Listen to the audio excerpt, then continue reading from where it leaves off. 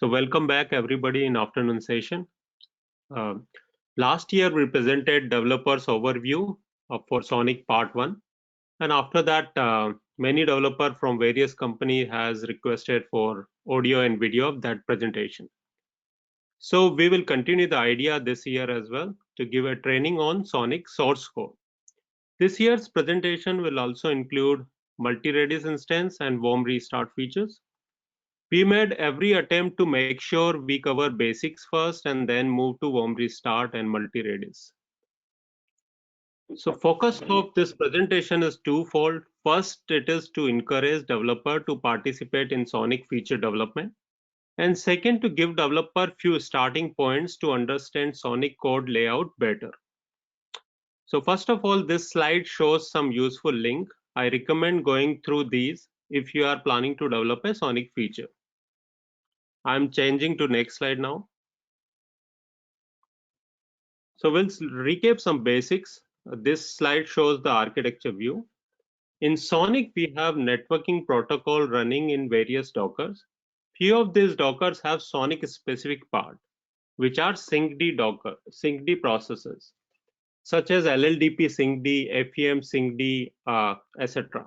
I'll call them star syncd processes in this presentation because not to confuse with syncd Docker. These star syncd processes are responsible to get the data from networking protocol and feed it to database Docker. With warm restart in picture, these star syncd processes may also read the data back from database Docker. Two such star syncd processes are in SWSS Docker, port syncd and neighbor syncd, which communicates with protocol running inside the kernel and feed data to database. Database Docker, which can now host one or more Redis instance, is central repository of all networking objects.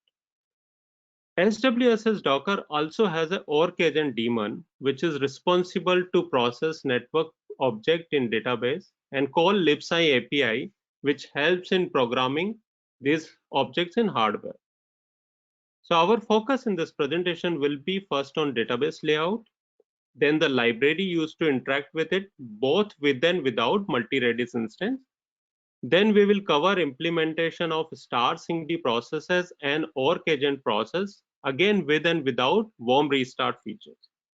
In this presentation, we'll cover only SONiC specific implementation, and we will intentionally avoid network feature details or side details. I'm going on next slide now.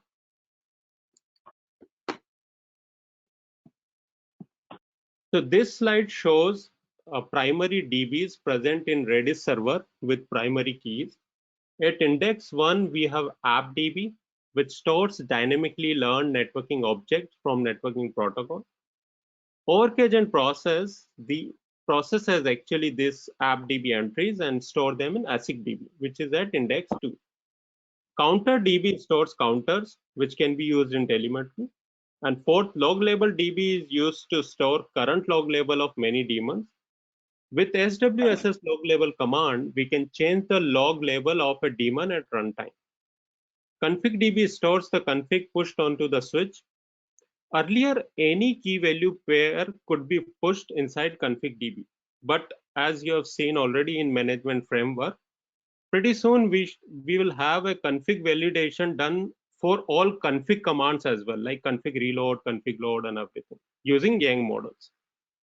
State DB contains operational state of configured object, which is used to resolve dependencies between various subsystems.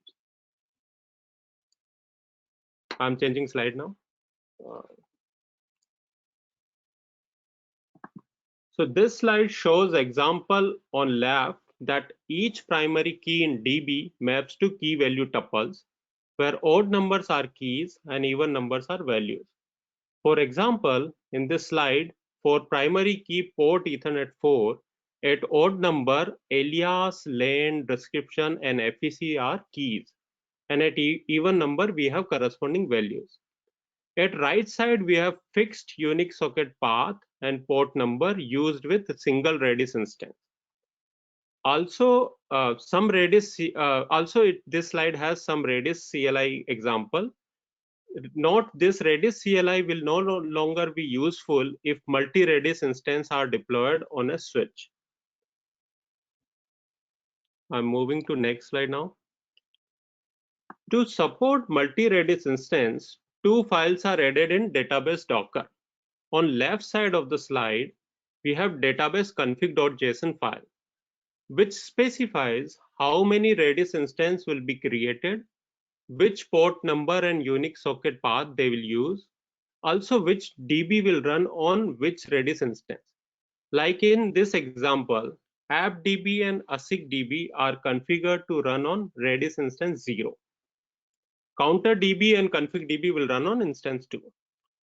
On the right side, we have a script, docker database init.sh, which generates supervisor D configuration for each Redis instance from a Jinja template based on the configuration specified in database config.json file. These two files will come into effect when database Docker is launched. I'm moving slide now.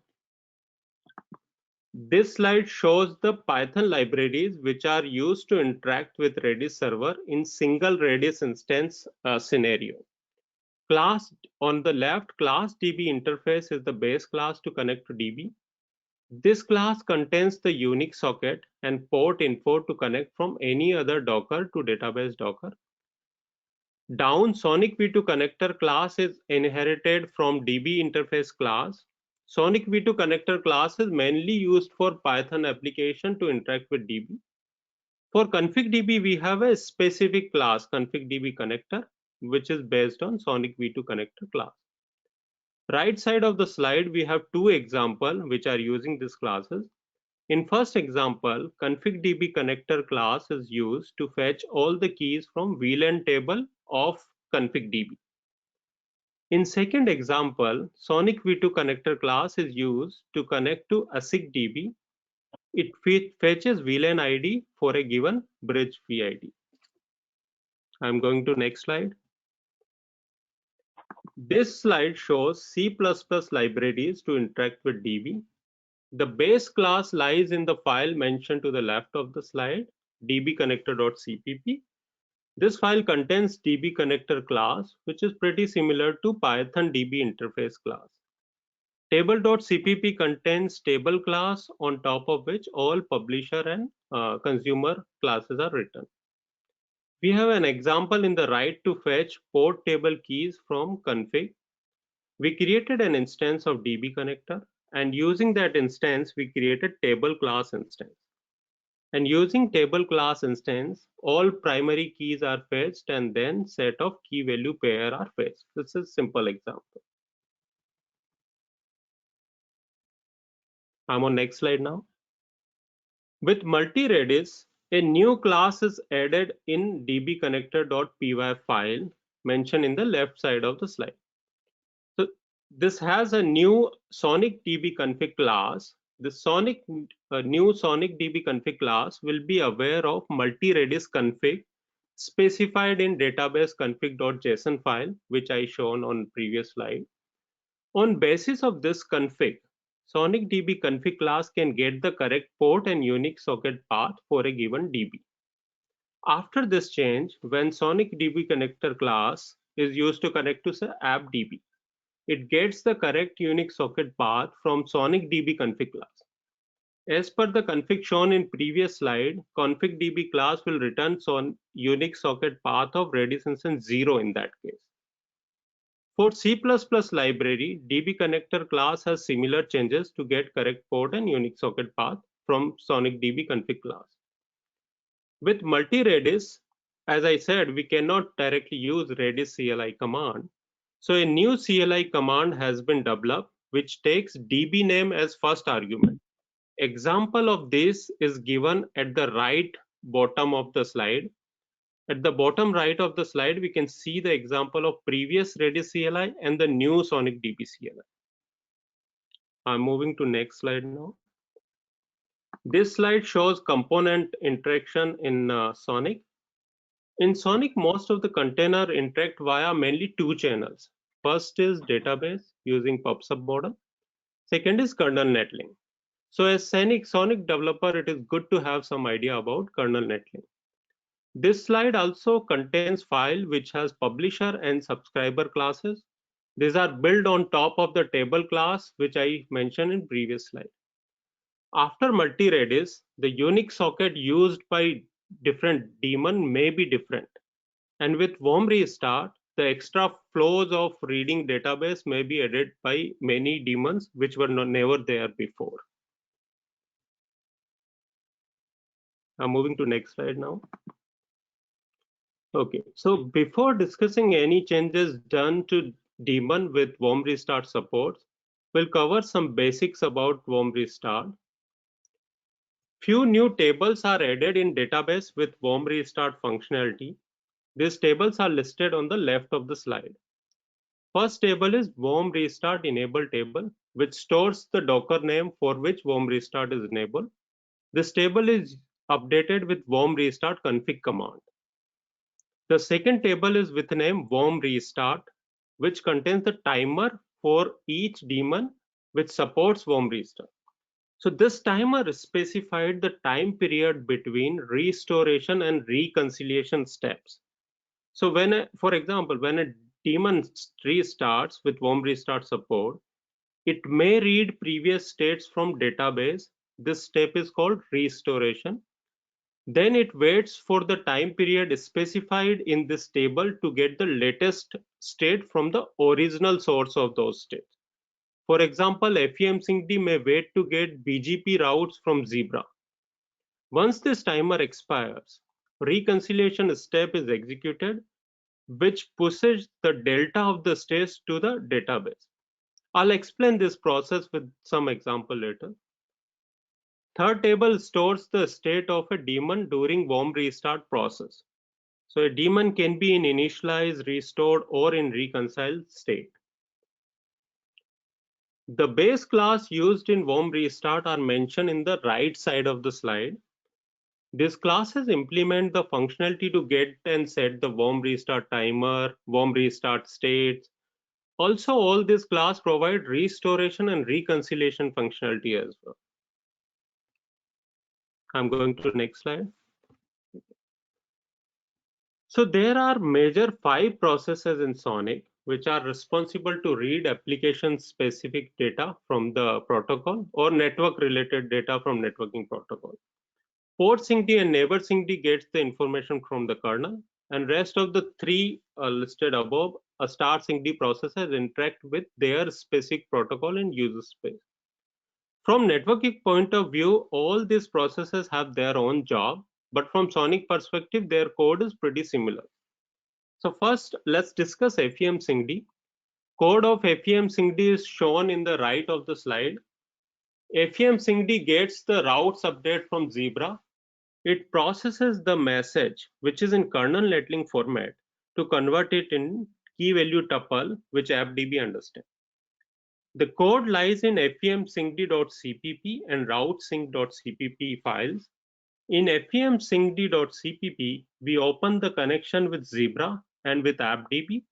In routesync class, we have main function, which is onMessage function. Similar onMessage functions are written in most of the star syncd processes. This function converts nettling message into tuples and call the set function of mroute table. This mroute table is an instance of producer state table.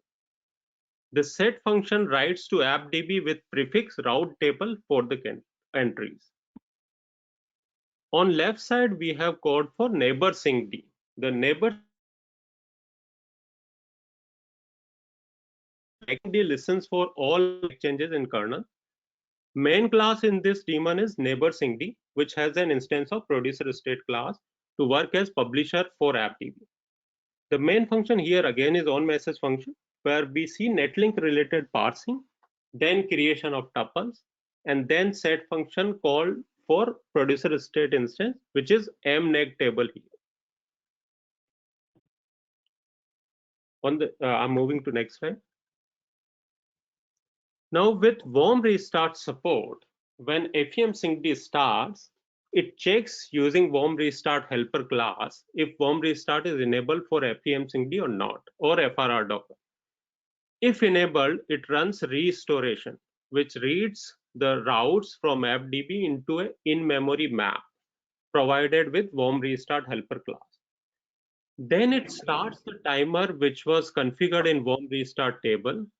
During this timer window in routeSync.cpp file, new route updates coming from Zebra process are stored in this in-memory map instead of directly writing into AppDB. Once warm restart timer expires, FEM-syncd runs reconciliation step, which will find difference between route based on the key value tuple. So if a prefix is learned but with different set of next stops, then route will be updated in AppDB. And if a prefix is not learned at all, then a delete will be sent to AppDB. So similar changes are done in neighbor syncd process. After restarting, neighbor syncd first will read entries from neighbor table in FDB and will store them in a map. Then netlink dump for all ARP and NDP entries from Linux kernel will be requested, which will be inserted in this map as well. Again, after timer expire, reconciliation process will update FDB with the delta in ARP and NDP table. I'm moving to next slide now. Okay, so this slide is mainly for branding of SONiC developer. Like being SONiC developer comes with some unique opportunities. As SONiC developer, you get chance to increase your open source footprint by contributing to other well-known communities as well. This slide shows a warm restart solution which was implemented in Zebra process. Like in SONiC, Zebra, the routing manager process directly talks to kernel. So if FRR Docker is restarted, it momentarily flushes all control plane route. That data plane is intact due to our solution in FEM-syncd, but control plane is impacted. So to solve this problem, we implemented a timestamp-based solution in Zebra process. And here Zebra uses rib itself as in-memory map to reconcile between old and new routes.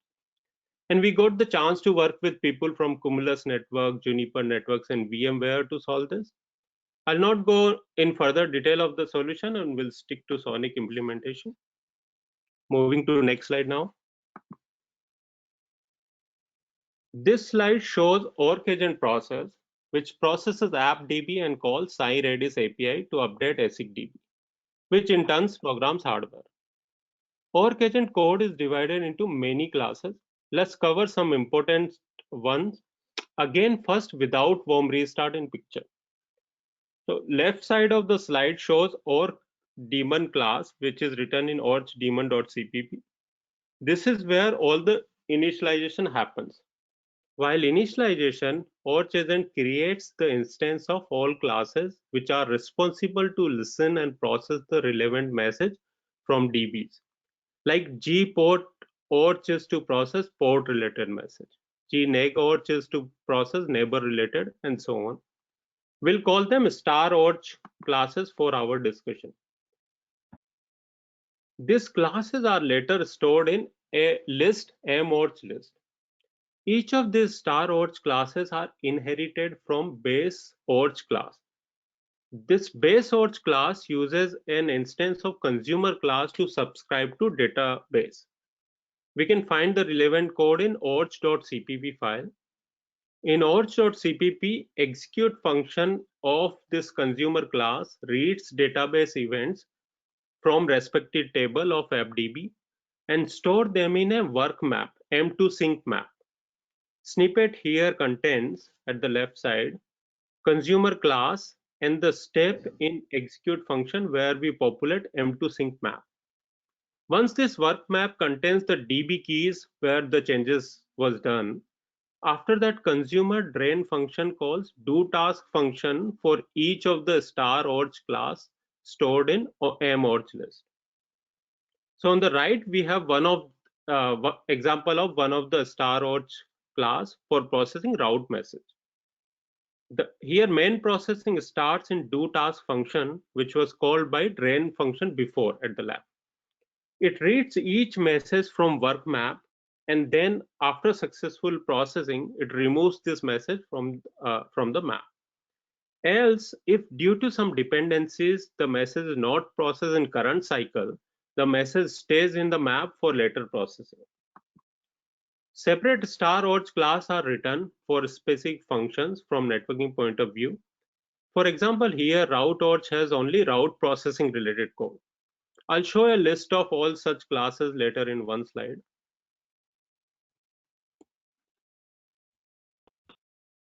I'm moving to next slide now. To support warm restart in Orchd agent process, first we have on the left this Orchd agent restore check.cpp file, which implements a command to check whether Orchd agent is ready for warm restart or not. The readiness is determined by two steps. First, it freezes any more read from database. It implies the M2 map we talked in last slide, that work map will not be populated further. Second, it makes sure that all existing entry in all M2 maps are processed. This is done to have a more deterministic state before a warm restart. Once this is done, the script will return success. After restart, SWS's Docker or Orchd agent in SWS Docker will read all consumer table to populate work map, that M2 map, for all entries in AppDB. Then it runs do task function for each star Orchd class 3 times. So as of now, let's believe in this magic number. We call star do task function 3 times. After this, in restore validation process, it checks that there is nothing left in M2 map for any star Orchd class, which makes sure there is no object for which dependencies are not met. After this, Orchd agent calls syncd apply view function, which will signal syncd docker to update hardware only with the difference in the state. Moving to next slide now. So this is the slide which shows all the Orchd classes in Orchd agent. Source code lies in Orchd agent folder in SONiC SWS's repo. Moving to next slide. This slide lists all the repo from where we fetch the code. As I said, as SONiC developer, you get chance to contribute to any of these. So that's the good thing with SONiC being SONiC developer. Okay, that's it. Thank you very much for attending today. Thank you very much. If you guys have any question, please go ahead. Thank you, Parveen. Now we are open for questions for 8 minutes. Hi, this is Marian from Mellanox. What is the motivation behind multi-Redis DB implementation? Multiple Redis DB implementation? Yep. So actually, there were few DBs we have like AppDB and all, where transaction happens in very high number. And there are few DBs like config DB and log label DB where transaction doesn't happen in that high number. So we found if we keep them in a separate multi-Redis instance, like our processing is like 20 to 30% improved. I think this is developed by Alibaba, and they found that entire performance was increased by 20 to 30%. So that was motivation. Hi. Yeah, please go ahead. Yeah. If you have any questions on the SONiC data models, and is there any group that we can ask, or do you have any presentation SONiC of data models? Data models, Yang model? Yeah. What is the best way to get I'll look into that. Like, yeah. Hey Praveen, Sudarshan here from Dell. So I have one basic question. Like if we see the communication mechanism between say the orchestration agent via AppDB, it happens via publish pub scrub mechanism, whereas the config DB uses the key space notifications, right? So is there any rationale Correct. behind why having such a design? Is it to keep like one-to-one communication in the AppDB space? No, so AppDB is like dynamically learned data. So AppDB, whenever you update, you have to send the notification to Orchd agent that there is some entry to process. Yeah. Right. So, what was your next thing? Like no, instead of using the key space notification as in the config DB notifications, we stick to publish subscribe model in the app, like using the channels in the AppDB notifications. That limits the scope. Like you cannot have multiple, say multiple listeners listening to it. Whereas config DB you can do it. So I'm curious to understand the reason for having such a design for the AppDB notifications. Yeah, actually, so I'm not fully aware of why it was done. For AppDB, as I know, only Orc agent is interested in processing those entries, so maybe this is done that way.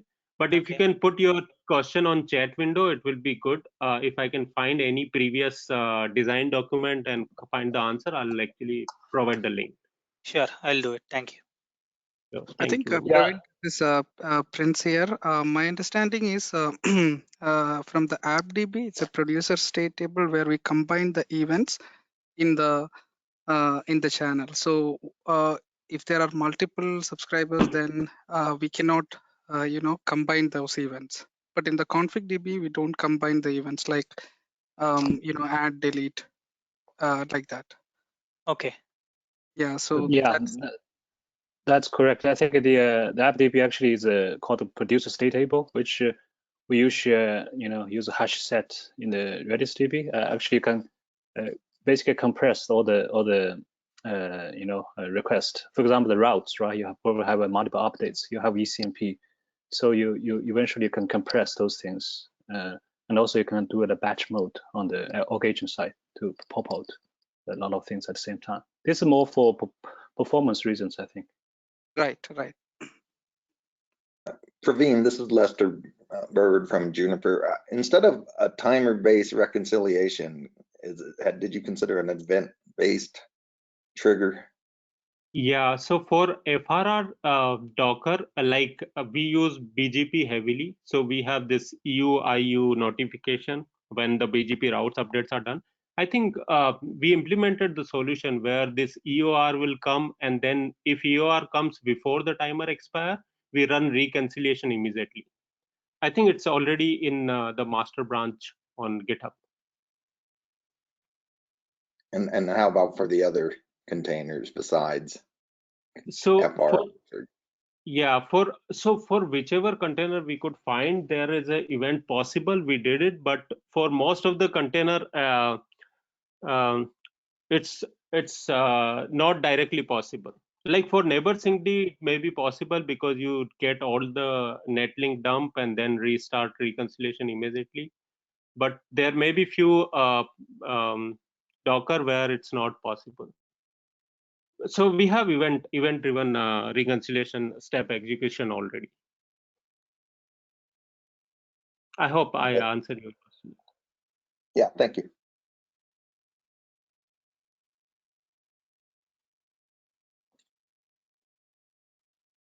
Thank you very much, guys. If we don't have any other question, thank you very much.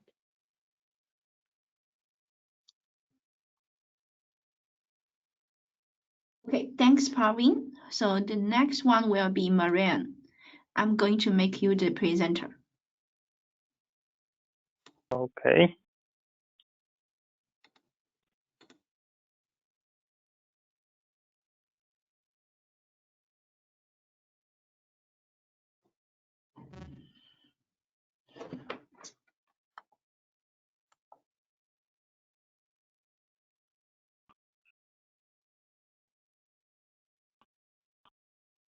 Let me know when you can see it. Yes, we are able to see it. Can you change to the view? Sure. Yep.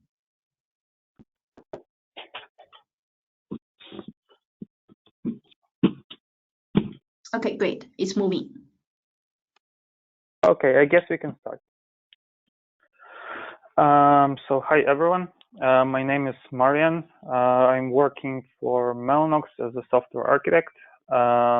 So today I'm here to talk about an approach to make SONiC more easily extendable, and how to bring this extendability and flexibility and scalability of our SONiC code base to all the community.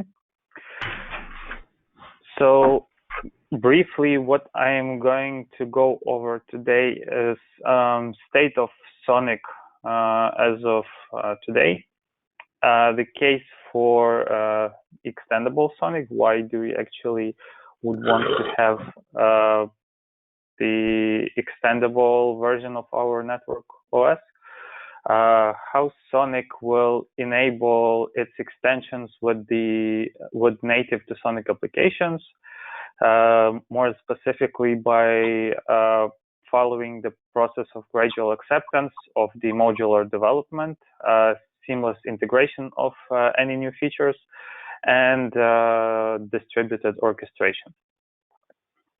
Okay. So state of SONiC today. We can see how our community is growing every day. More and more features are coming to SONiC, but the question that we start asking ourselves more and more frequently is, can all those features be called core features to SONiC?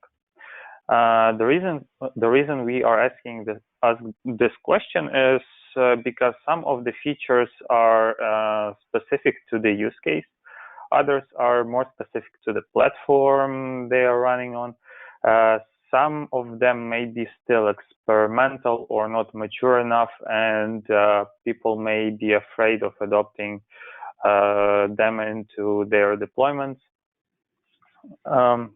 So this is basically what we end up with. We have lots of features coming in, like more recent ones, not tons of telemetry features, MSTP, MLOG. Also, there are designs submitted for IP multicast. Load balancer in some way is coming into SAI. Also, there is a high interest in PTP functionality, and all of that is bloating our SONiC image. So what does it mean actually for everyone?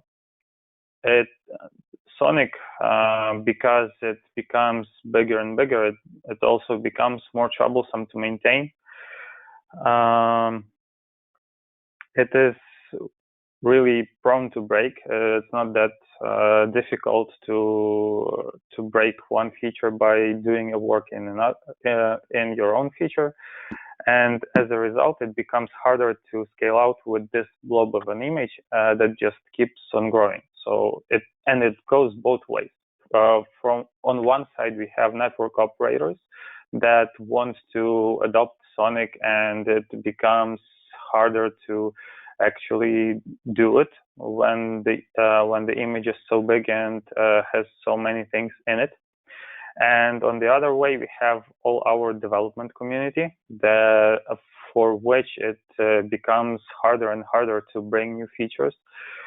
We are clogging the process, we are delaying the releases, and so on. But there must be a better way to do all of this.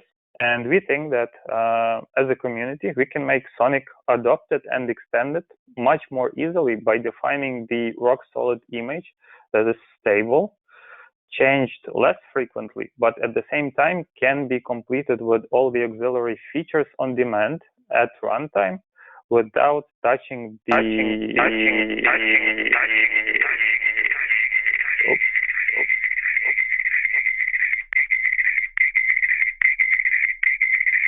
Is that just me? Oh, okay. I guess it's gone. Where was I? Yeah. So making the adoption of SONiC image easier by defining a core image that changes less frequently but can be extended on demand at runtime without touching the core itself. And all these added components will still, and the whole idea is that all the added components will still keep their native SONiC look and feel. So this is very important. Okay, so how are we going to do it? I think that by following those 4 guidelines, and I will go into them in more detail in my next slide, we can dramatically improve the process of developing native to SONiC applications with their, as it mentions here, with their gradual acceptance. The process of adding new features should become more modular. Also, we should provide a seamless way of integrating all those new features into SONiC, assuming that they were not part of our latest release, but still we would want to use them. And also, we need to rethink our way of doing the of implementing the orchestration of our image, because today we have a single process that is doing all the orchestration of the configuration to the ASIC. So this should be, we should rethink this as well. So let's go into each of those components into more detail. First is the gradual acceptance. So this is more kind of not a technical side, but this is a methodology, if I can say so, in a way that it's not really solving any particular issue, but it defines a way that community is willing to contribute to SONiC. So in order to achieve the gradual acceptance of new features into SONiC that won't slow down anyone else and won't delay the release cycle of our SONiC images, I think that we don't have to invent the wheel. We just need to look at what others do. For example, we can take Linux. So how Linux brings in the new features? They start as a modules, often outside of the main code base. After some time, developers and other users start hardening every of those modules, and they become more stable.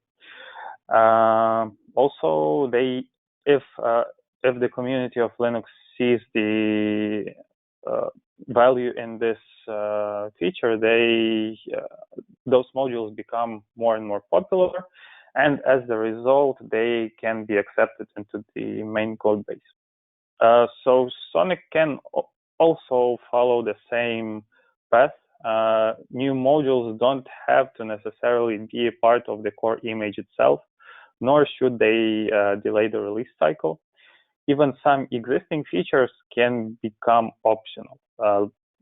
So this way we can bring down our SONiC image into more slim shape and easy to adopt without anything that might be not that stable or not that useful, that might make anyone afraid of using it. But at the same time, any module that community deems necessary or popular enough can become the part of the core image itself. So this is a two-way process. We can as a community define what we see as a core image and what we see as an added functionality. Okay. Next thing, going into more technical details on how we can actually follow the way of this gradual acceptance, is a concept of modular development. Okay, so how can we make it possible to develop the SONiC application in a modular way? the concept of modular development is actually based on the simple idea that any new feature can be developed without the need to build the SONiC image itself. So for those people who have actually tried and built the SONiC image and tried to add something, add even the smallest piece of code to it, they know it's a long process to build the image itself. It's a long process to change the code and to do the rebuilds. In this area, the whole community was doing good work all the time by doing some enhancements and optimization to the build process. But what if we look at it from a different perspective and think if we can actually allow for many of the added functionality to be developed at without the need to build the image itself, meaning that the time for preparing our build environment will be reduced to literally 0 seconds. So I think this is a very important thing to do, and it will become very attractive to those people who want to develop on top of SONiC. Maybe someone wants to customize image for their own needs and doesn't even see the reason to bring it to the community at this point, but how they can keep their own functionality separately from the image itself and at the same time make them coexist. So for that, what we want to actually introduce into SONiC in the near future is the concept of SONiC SDK, which consists of 2 building blocks. Those are the 2 Docker images provided with each next SONiC release. And those 2 images are the following. First one is the SDK Docker. So the SDK Docker SDK Docker image provides a way for easy development without the need to build the core image itself. So what you just need to do when you're setting up your own environment for building a SONiC-like feature, a native SONiC feature, is just to inherit your Docker file from this SDK Docker image, and you're ready to go, because this Docker actually contains all the development packages that were built with the core image. So you actually get all the libraries pre-built, and you get all the headers already installed, and you can extend on top of them. So the idea of all the added features to SONiC is still circling around the main infrastructure of the Docker. So we are still kind of separating features one from another on Docker level. So for that, we provide the SDK Docker that anyone can use and develop on top. And second one is when you actually want to bring your feature to the deployment. Either you want to introduce your new application to the whole community, or you just want to use this application for yourself. So usually it's not a good idea to provide the Docker with your application and all the development libraries. But instead, what we want to give for the developers along with the SDK Docker is a distribution Docker, which is a more lightweight version of the SDK Docker that basically contains all the libraries without their dev components and provide a base for distributing the SONiC application. So these are 2 main components that will be a starting point for developing for SONiC. Okay. Next one is also, we deem it a very important step in bringing new functionality into SONiC, which is a seamless integration. So if we look at the process of introducing or developing a new feature on SONiC, it is it does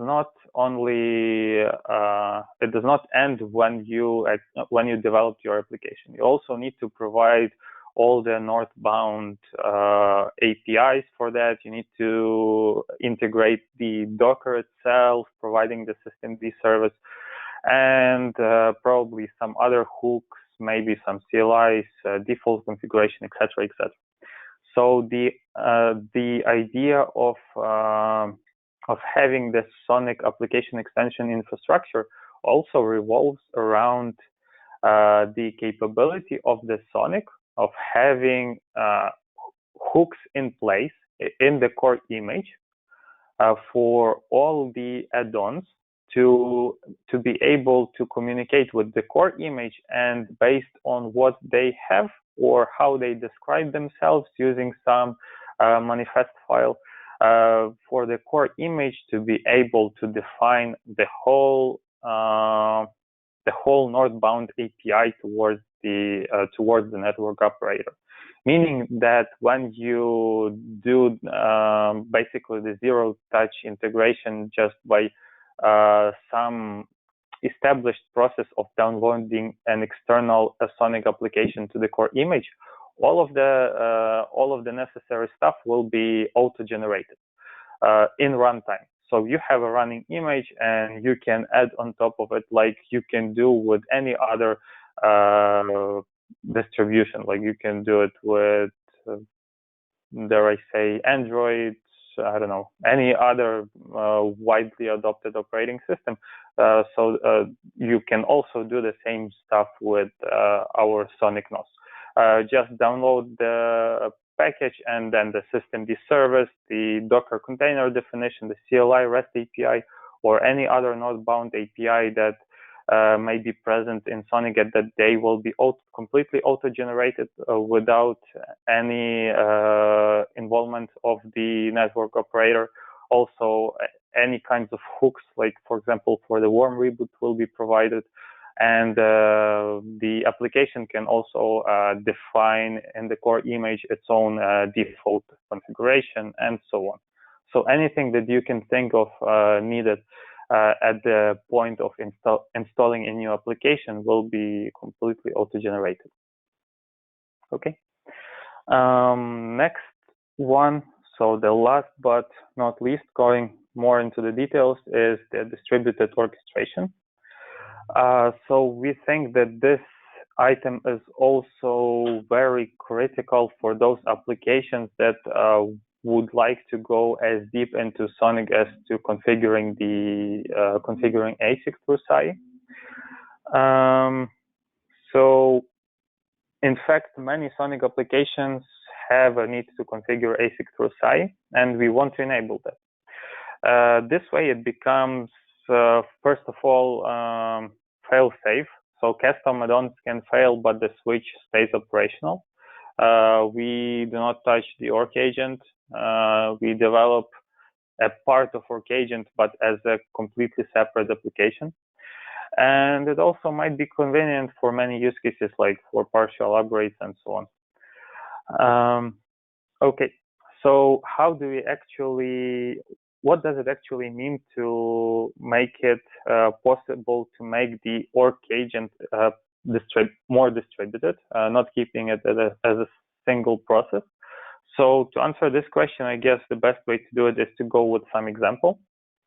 So let's consider some more or less generic example that has the following problem. So today, Orchd agent has already some mirror capabilities in place.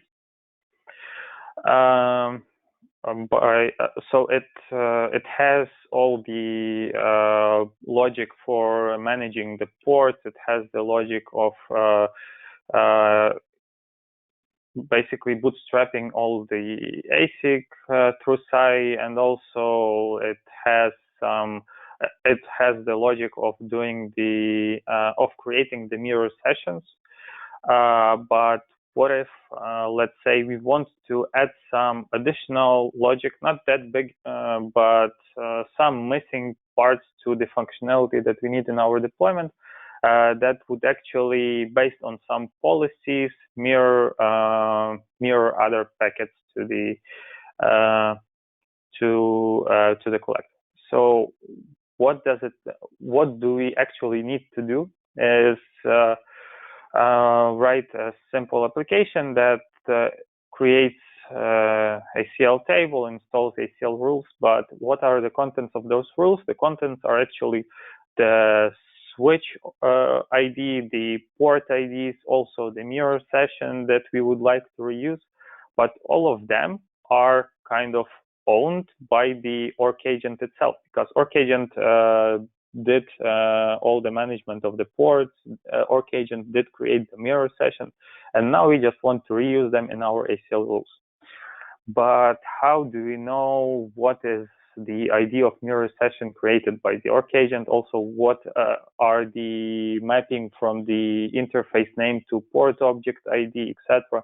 And all of those mappings are the real problem when you want to, as a developer, to figure out what to pass into SAI API calls when you are creating the ACL rules, because you are working on the application level where you want, let's say, add a rule for a specific port number, but then what SAI is expecting from you is the port is the SAI object ID of that port.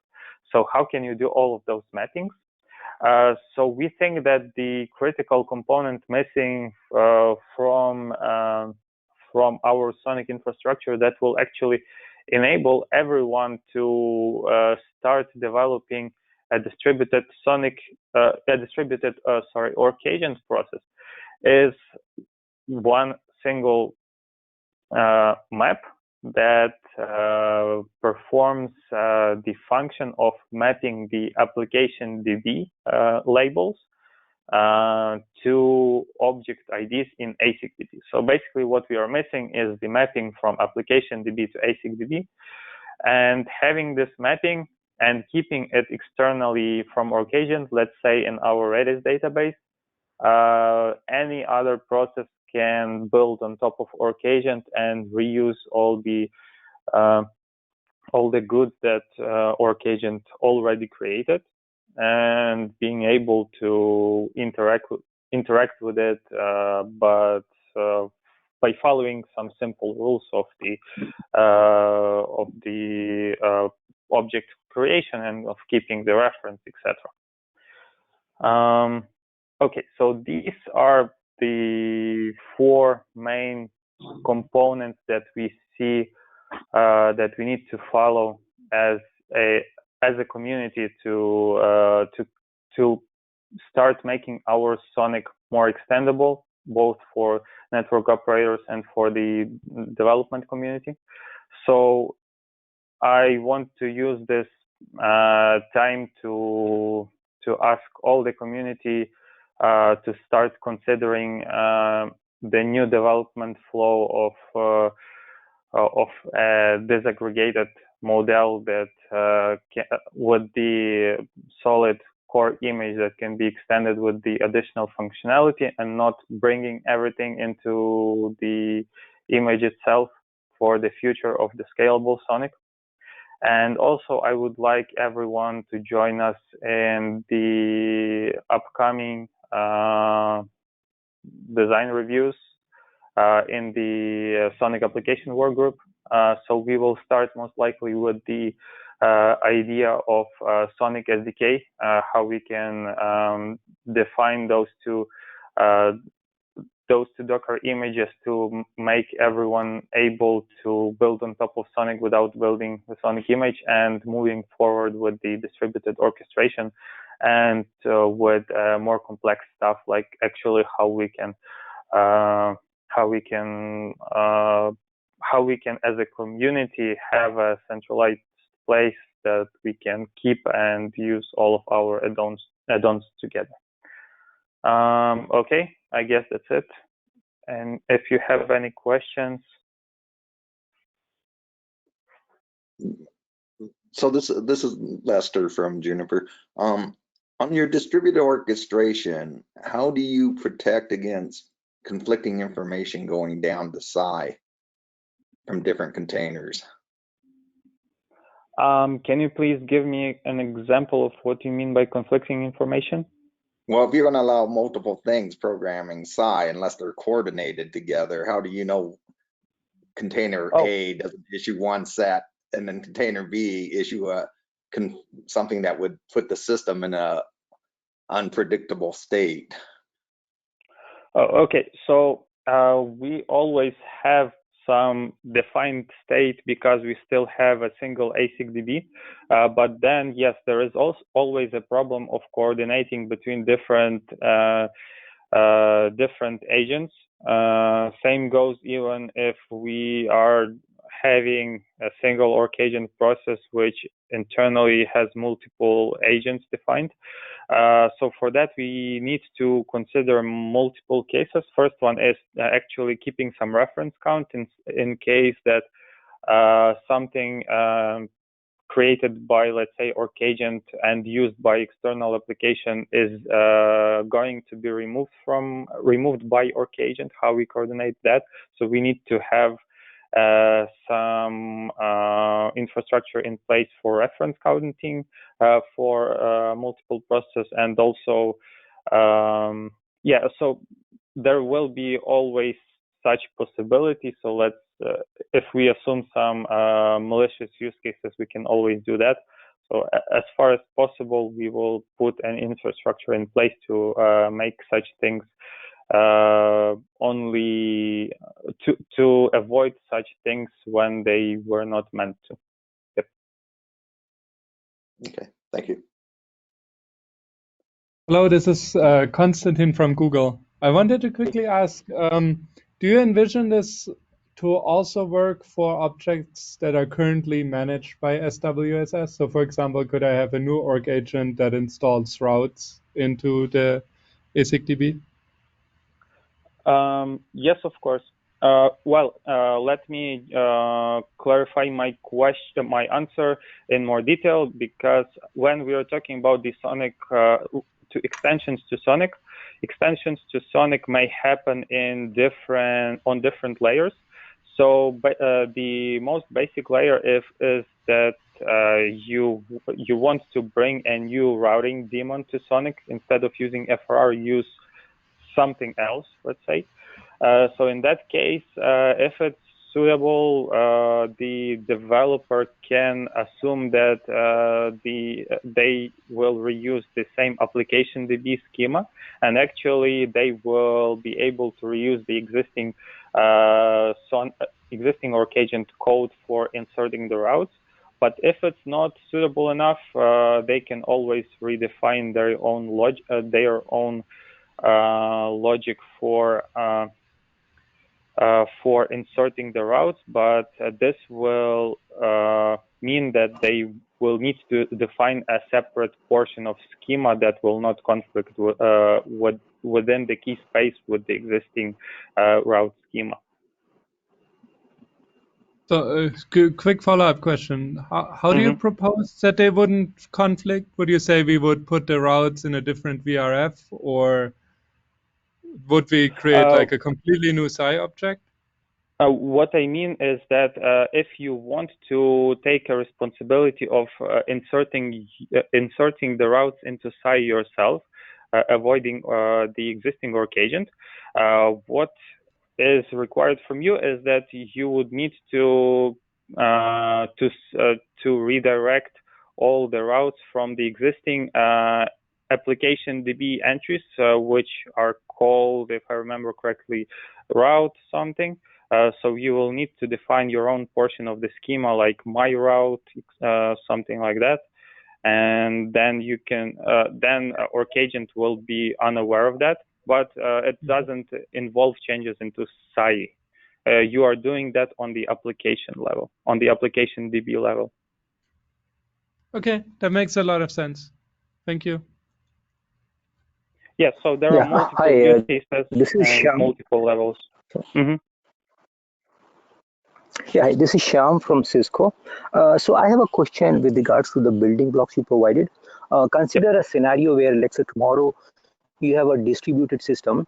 I'm just going back to the slide deck which Praveen Bhagwatula presented.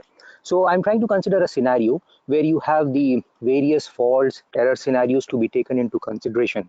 So how do you foresee, or what is the thought process out there? Because let's say I feel that there would be an enhancement to the SONiC layer with respect to the APIs.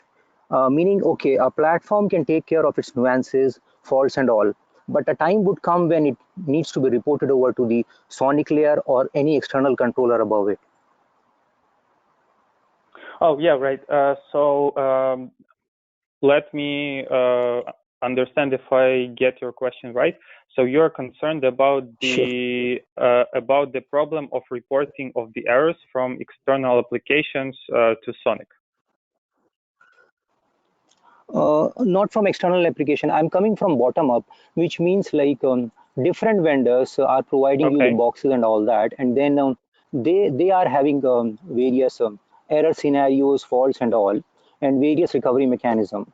So a recovery is fine, but then why the recovery happened or why the fault happened, how the recovery was done, or a basic high level information to maintain all these stats.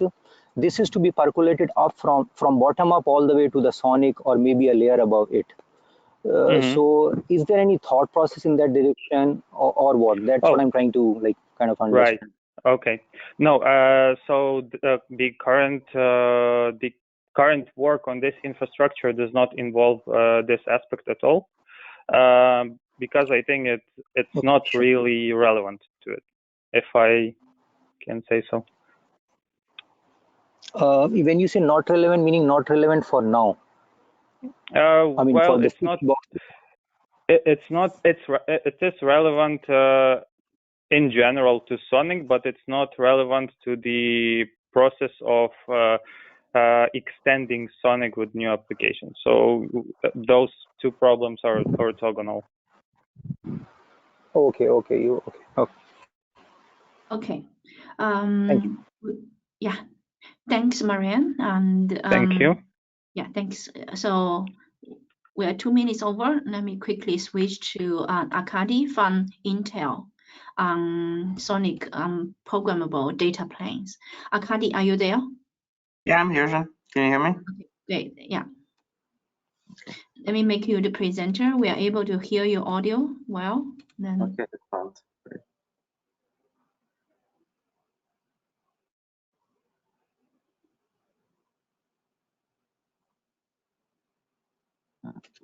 Try to turn.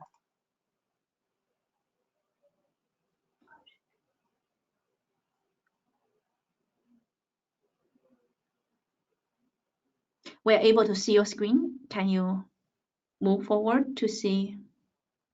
It's Sure. your I'm just trying to move the GoToMeeting window. Okay, good. So yeah, let me know when I can start. Yeah, please go ahead. Thank you. Sure, excellent. Well, great. Thank you everyone for joining. Looks like we continue to have a large crowd from the morning in a brave new virtual world. So I'm here to give a quick update as to what's happening with SONiC and programmable data planes, what we've been up to in Barefoot and Intel for the past year or so, some of the use case, some of our approaches in regards to SONiC. And I'm Arkady Shipper, handling product management in Barefoot Networks, which as of about 6 months ago became part of Intel. So let's dive in. Let me make sure my slides can advance. Okay, good. So just a quick level set when we talk about programmable data planes. What are we actually talking about? In my view, there are a couple of building blocks that have to happen before you can call yourself a programmable data plane. First of all, an open programming language and the community around it. And for that, we use a language called P4, which I think many of you are quite familiar with. Having a compiler and a simulation model where a user could write P4 programs, compile them, modify them, even before they have the actual hardware, right? And we see quite a few examples of that when before people get the actual chip, they can get their data plane ready or close to being ready. Having visualization tools, which essentially talk about visualizing how your data plane program is laid out on the ASIC. Having auto-generated APIs, because if our control plane is open and flexible, such as SONiC, our data plane is open and flexible, our APIs have to be kind of open and flexible from the bottom to the top. And finally, having a fully programmable ASIC. Real quick on the language and P4. P4 has been a growing community from the very beginning.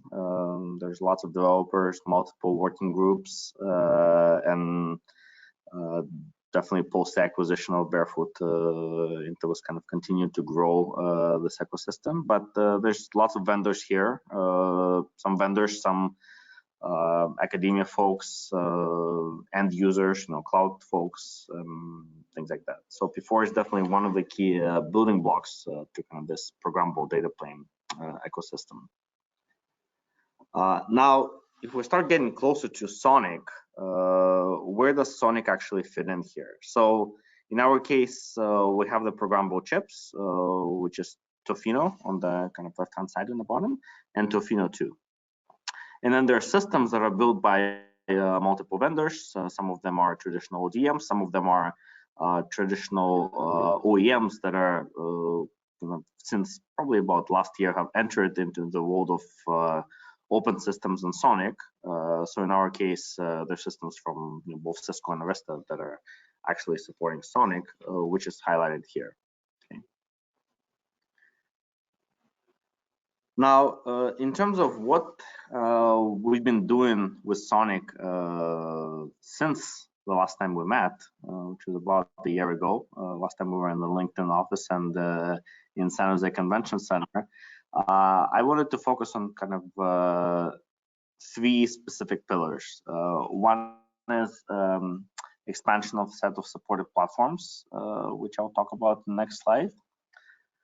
Second is testing and hardening, and there was some talk about kind of testing and hardening and scalability of SONiC before, and there's a presentation by Keysight later on, which will definitely highlight the need for more of this going forward, and of course discussion at the test working group tomorrow, which we'll be participating in.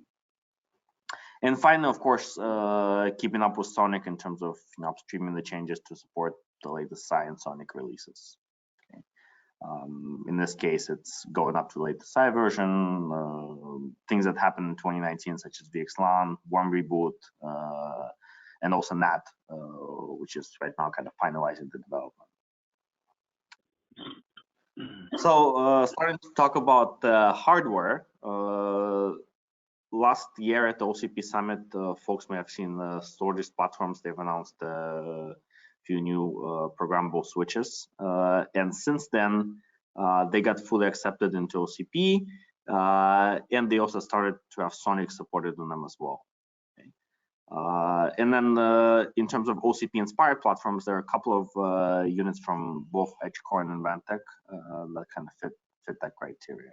Right? So kind of in the spirit of OCP, there are many different systems that have a programmable chip and that are P4 programmable, but some of them are OCP accepted and some of them are OCP inspired.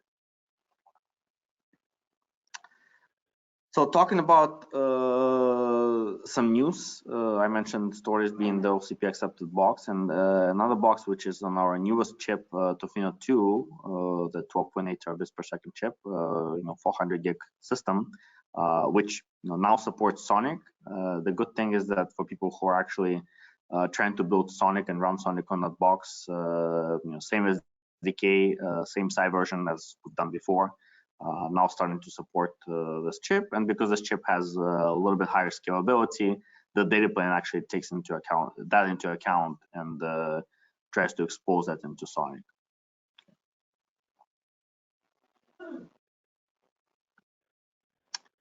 And in terms of how SONiC is actually built with the programmable data planes, this is a diagram of our software development environment called the Barefoot P4 Studio. So the P4 applications actually get compiled, they get loaded by the driver either onto the actual hardware ASIC or on a simulation model, right? Remember I talked about before that simulation model is a very critical aspect. And then, of course, SONiC, everything is programmed for SAI, goes through a couple of API layers in order for the calls to get pushed down to the hardware, okay? Now, SAI definitely is the most kind of common usage, although there's maybe sometimes some exceptions to that in terms of how some of our customers have used it, which I'll talk about later. Now, when you actually compile the software development environment for SONiC, we try to compile a Debian package and upstream it, just like all the ASIC vendors do. There are multiple ways to actually deliver this. Our most preferred way is to essentially upstream everything to the community and have folks grab the SONiC binary image straight from the community. Essentially, that way they get the latest and greatest in terms of our support for SONiC and also whatever new SONiC features that are in development. So we've been kind of trying to keep up with that, trying to keep up with the SONiC on the master branch. There are, I would say, some kind of exception cases where some features that are still in development, features that are not quite upstreamed yet, where we provide a direct binary file. I think those cases are becoming more and more rare because, again, we try to focus on push everything up to the community. And of course, some folks who actually try to make some changes, whether they do to data plane or SAI implementation change or something else, right, where they might have some of their own custom SONiC code and they need to essentially compile everything from the sources. So they would use our SDK and essentially compile that and SONiC together. Okay, and again, we've seen some of kind of large customers, they tend to do that as well. Okay.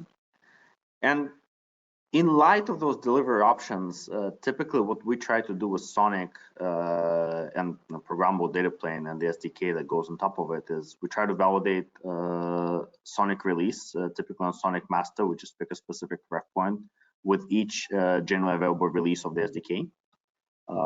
Try to pass the community test with all the SD releases matched with a specific SONiC and SAI release. Again, typically this is a ref point on the SONiC master.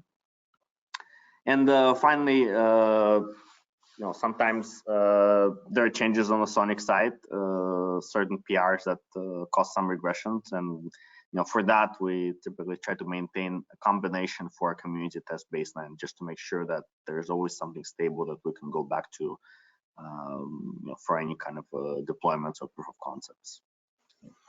And I'll talk a little bit more about kind of scale and hardening and testing in a few slides. Okay, so one of the key items in order to enable that strategy is the partnership that we have with Keysight. And there's kind of two things here. One is our own SONiC hardening that we've been doing throughout 2019, where we've tried to kind of have more test beds on our end, run SONiC, validate SONiC every single day, submit fixes to SONiC features, PRs, etc.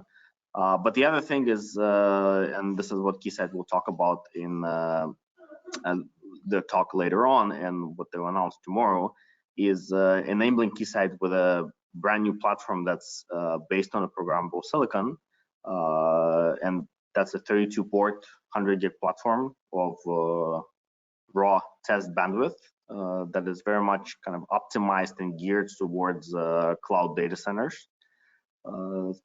So again, based on essentially all the goodness of Keysight, so folks may know that Keysight is really the leader in testing platform and test infrastructure, and combined with P4 programmable ASIC. Okay. So I will not steal Dean's thunder, and I'll let him talk a little bit more about that in his session.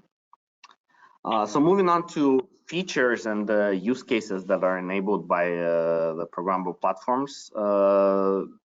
Given that the platform is programmable, it can take many different profiles. Similar thing to what the gentleman from Cisco was talking about in the Cisco One ASIC, where the chip is programmable. So here you can load multiple different P4 programs. In our upstreamed image, we actually have now P4 programs for both Tofino and Tofino 2, which can enable various different features and of course 2 different chips. One is the chip that's going up to 6.4 terabits and the other one going up to 12.8. And again, this is an example of how you basically switch inside SONiC from one P4 data plane to another. Okay. Now, the interesting part comes when you try to integrate some new features that require both new data plane and new control plane support. And how do you do that with SONiC? And what we've seen with our customers, and this is not that I'm endorsing any particular view, but this is just a kind of a review of what I've seen people do. Okay. One option is essentially use the existing SAI attributes and features that are there to enable baseline features. And for some of the new features that require some enhancements in the data plane, and also of course some additional modules or containers inside SONiC, they would use a lower level APIs directly. Okay. And the other option is, of course, to make sure everything goes through SAI. And for any brand new feature that's typically enabled by either SAI Flex or SAI extension, or just kind of a specifying and getting a new attribute or set of new attributes approved by the community. Right? So again, just to reiterate, it's not that one option is better than the other. It's just some customers have chosen to go one route for their specific reasons, and other customers have chosen to go through the SAI route. Right? And we're kind of happy to support both of them. Okay. Now, talking about a couple of use cases, one of the most common one that we've seen with SONiC is scale. Right? So typical scenario where some fabrics are V4 heavy, some fabrics are V6 heavy. Not everyone has kind of equal scale on both V4 and V6. And when we supply different data planes inside SONiC, we typically have some that are, maybe, for example, here V4 heavy, within this case, maybe heavy on the V4 host routes, and another scenario that's heavy on the V6 host route. Right? And kind of using that procedure that I showed before kind of allows you to easily switch from one to another within the same SONiC binary image running on the same chip. And finally, data plane telemetry. I think there are a couple of presenters before talked about data plane telemetry. We've been doing this for more than a couple of years now. Actually, before we had the original submission for the data plane telemetry SAI, before the telemetry and monitoring proposal came out, and we're actually working on converting the implementation towards the telemetry and monitoring proposal. A common scenario where this gets used is in cases of RDMA. Again, I heard a couple of folks mention RDMA before. Typically, we see that is probably the most critical environment where people want to understand latency changes, and they want to understand drops happening. And typically, those drops are very hard to catch. Right? So drops happening after the fact that they have happened is very important.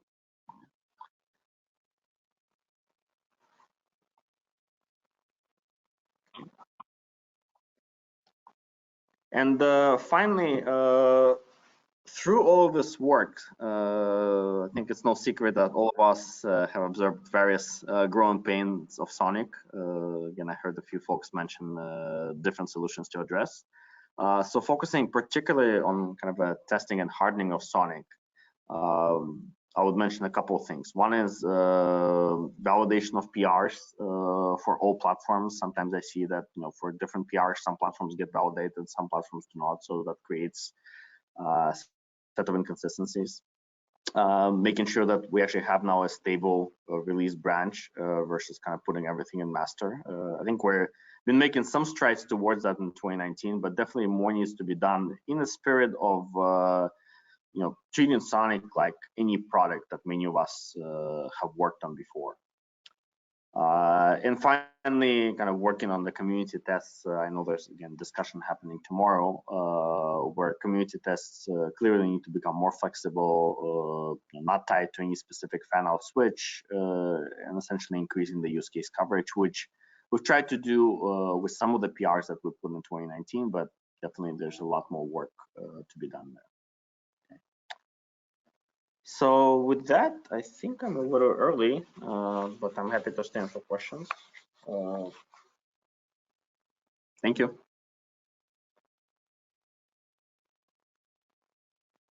Thanks, Arkady.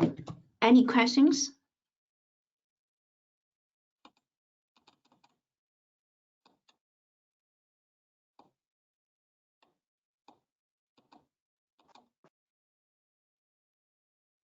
Also check on the chat window if there is any questions. There were to the last session. Yeah, I believe it was all to the last session. Mm-hmm.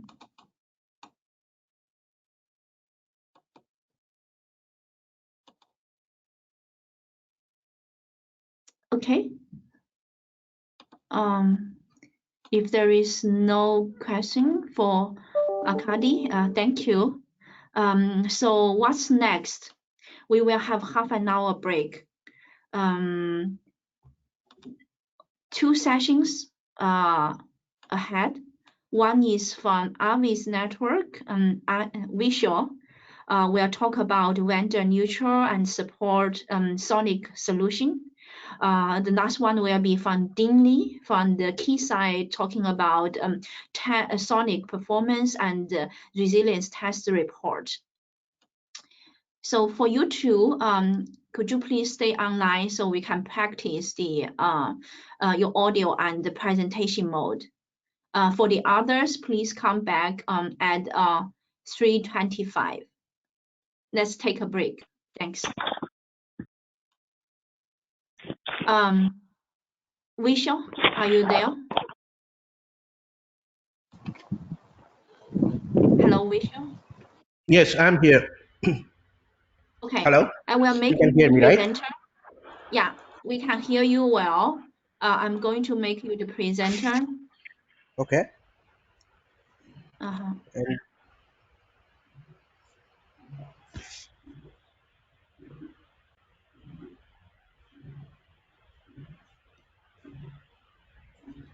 so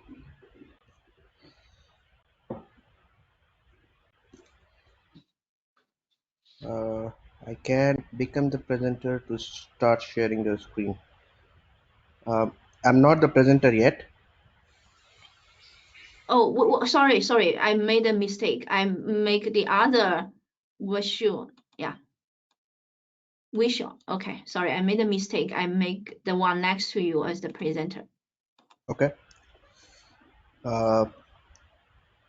So yeah, just a second. It is asking me to open system preference.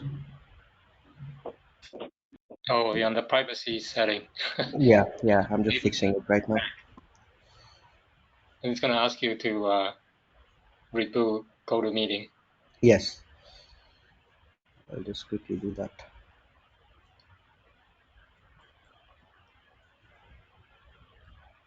So with that, I will try with Dean again. I believe it should work. Yeah, just double check. Yeah.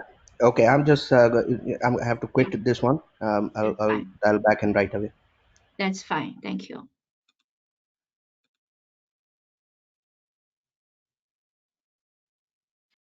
Hi, Ning. I made you the presenter. Excellent. Yes. We are able to see it. Yeah, great. Okay, so we're all good? Yes, we're all good.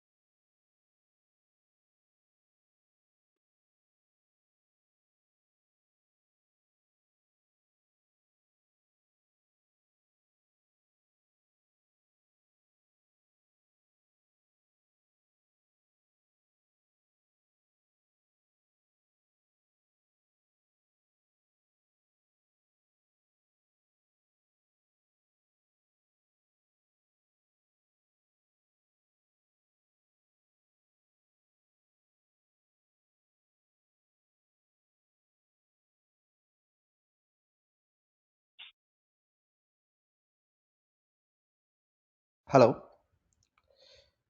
Hi, yes. Yes, I'm back. So if you can give me the presenter right, then I try.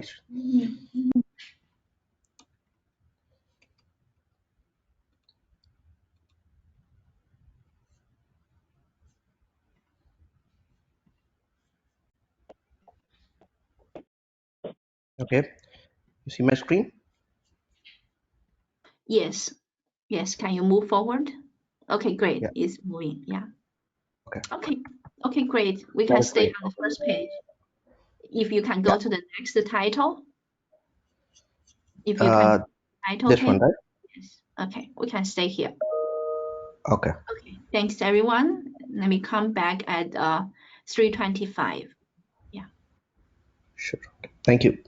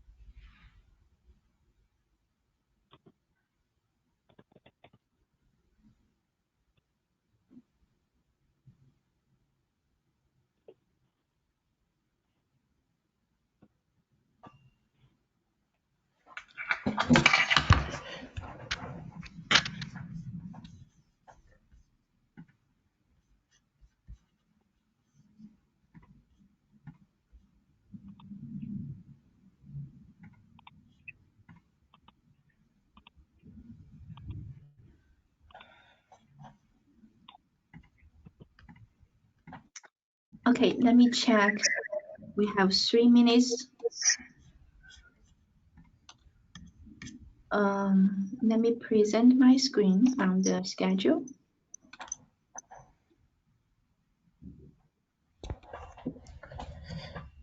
We are moving from this session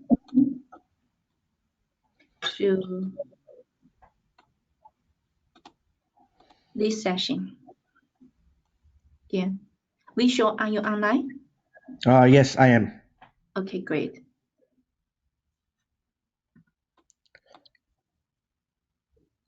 Can you please make me the presenter back? Definitely, yeah.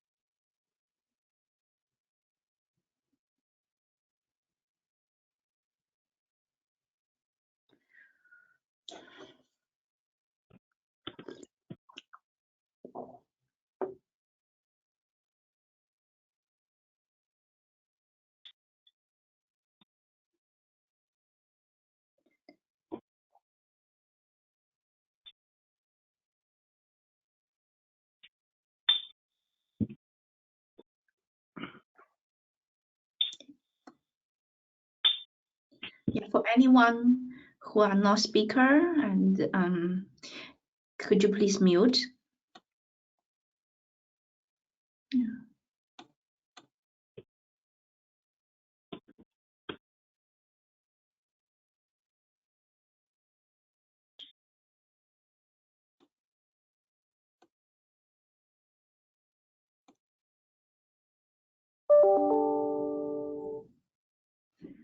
Okay, hi Vishal. Hi Vishal, can you hear me? You are muted. Oh, yes, I can hear you. Okay, so let's start the last session of our workshop. We have 2 talks. One is from Avis. The other one is from Keysight on SONiC test result. Okay, Vishal, do you want to go ahead? Yes. So good evening, everyone. Good to see you, everyone here, at least in the names and in my laptop window. I wish we would have been in person, but nevertheless, the presentation is same. So, in Avis Network, I just want to start with the very the topic of this presentation, which is vendor neutral supported SONiC solution, which actually begs the question is that why we thought about this problem and what Avis DNA is all about. So having said that, I will just start with a very basic uh, with, folks, I think if you are not speaking, can you please put yourself on mute? Okay. So I'm going to start with the basic problem which we, are here to solve. So, this is year 2000 when we had this black box vendor proprietary NOS on a proprietary hardware, and then the application, everything put together sold as a bundle, right? And after that, in 2010, companies, mentioned here, they came up with the disaggregated network operating system approach. And they said that, hey, we can get the white box hardware because the number of protocols are less now, and you can put up NOS on top of it. Now, the whole concept was called open networking, but it was essentially not open because the moment you put the NOS, which is proprietary, it essentially becomes again a locked thing. So where we are going, right? I mean, in 2020, we see that basically with this SONiC community and all other communities which are coming up, the network operating system is going to be commoditized, right? Which means that the protocols which are supported, like BGP, ECMP, LACP, no innovation happening in those protocol. So this essentially has to become a commodity. That's how the business works. But then the problem remains, right? Who gonna be working to make sure that there is a solution which is working on white box hardware and open networking NOS, basically, which is SONiC, and then the application of top of it. So this is what I call a classic open source problem, right? Now people solve it in a way that they start giving the vendor the vendor dependent NOS. They say, okay, this is certified, working. Our apps will work with it, but end of the day, it is not open source. So we looked at the 4 problems which are there to be solved if SONiC has to be commercialized ever, right? And when I say commercialize, that it has to work in this particular model, right? So essentially, number 1 is the certification and support of it. Number 2 is it remains vendor neutral. And I was listening to the previous presentation. Each and every vendor here who presented actually focused on this point, that it has to be vendor neutral, right? So who keeps it vendor neutral, right? Then the third point is the enterprise apps integration. Now apps comes with vendor, right? In today's world, if you are buying a Cisco switch or a Arista switch or a Cumulus or whatever, those are the people who basically have the apps, but they essentially work with that particular operating system, right? So how do open source like SONiC can get the access to all those apps in a certified and supported manner? And number last, right, the fourth one is that will it all remain open source? End of the day, the moment people start putting their own sources in it, will they open source that source or not, right? So that is the problem which we are here to solve as an Avis network. And this is the test we have done to asking customer what they are looking for, right, from the open source community like SONiC. So they are looking for this multi ASIC vendor ecosystem. On top of that, multi switch vendor ecosystem. They are looking for a robust network operating system like SONiC, then a protocol stack on top of it like FRR.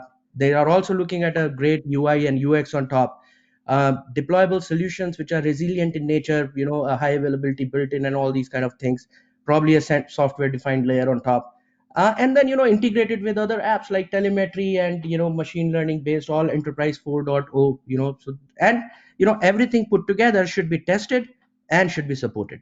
That's typically what a customer looks for. So let's look what SONiC has today.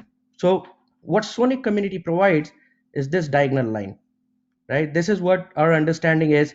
SONiC community today has a very good multi ASIC vendor ecosystem.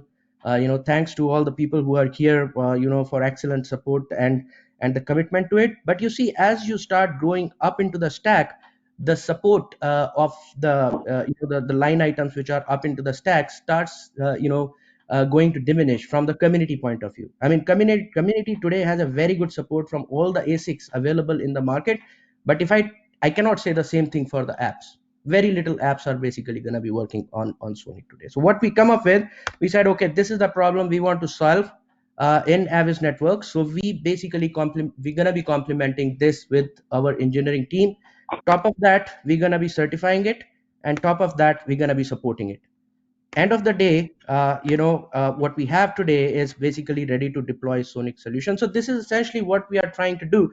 Now, the way we are trying to do is a 3-step process. Number one is we want to develop it, right, in a 3 different ways. I mean, it could be a community distribution, it could be a vendor in-house distribution, it could be a Avis network distribution, right? But what essentially it means is that we're going to be testing it, and we're going to be fixing a lot of bugs from the deployment point of view, uh, within Avis or working with the switch vendor or the ASIC vendor, and we will be making a deployment, a SONiC operating system. After that, we're going to be packaging it with things like zero-touch provisioning, right? UI and UX, which means that ISCLI and REST-based, interface, which is connected to the apps. We're going to be putting productivity apps on top of it, which is essentially your day 2 apps, which means that it is integrated with Slack and PagerDuty, and all the stuff which Web 2.0 customer look for from their network operating system point of view.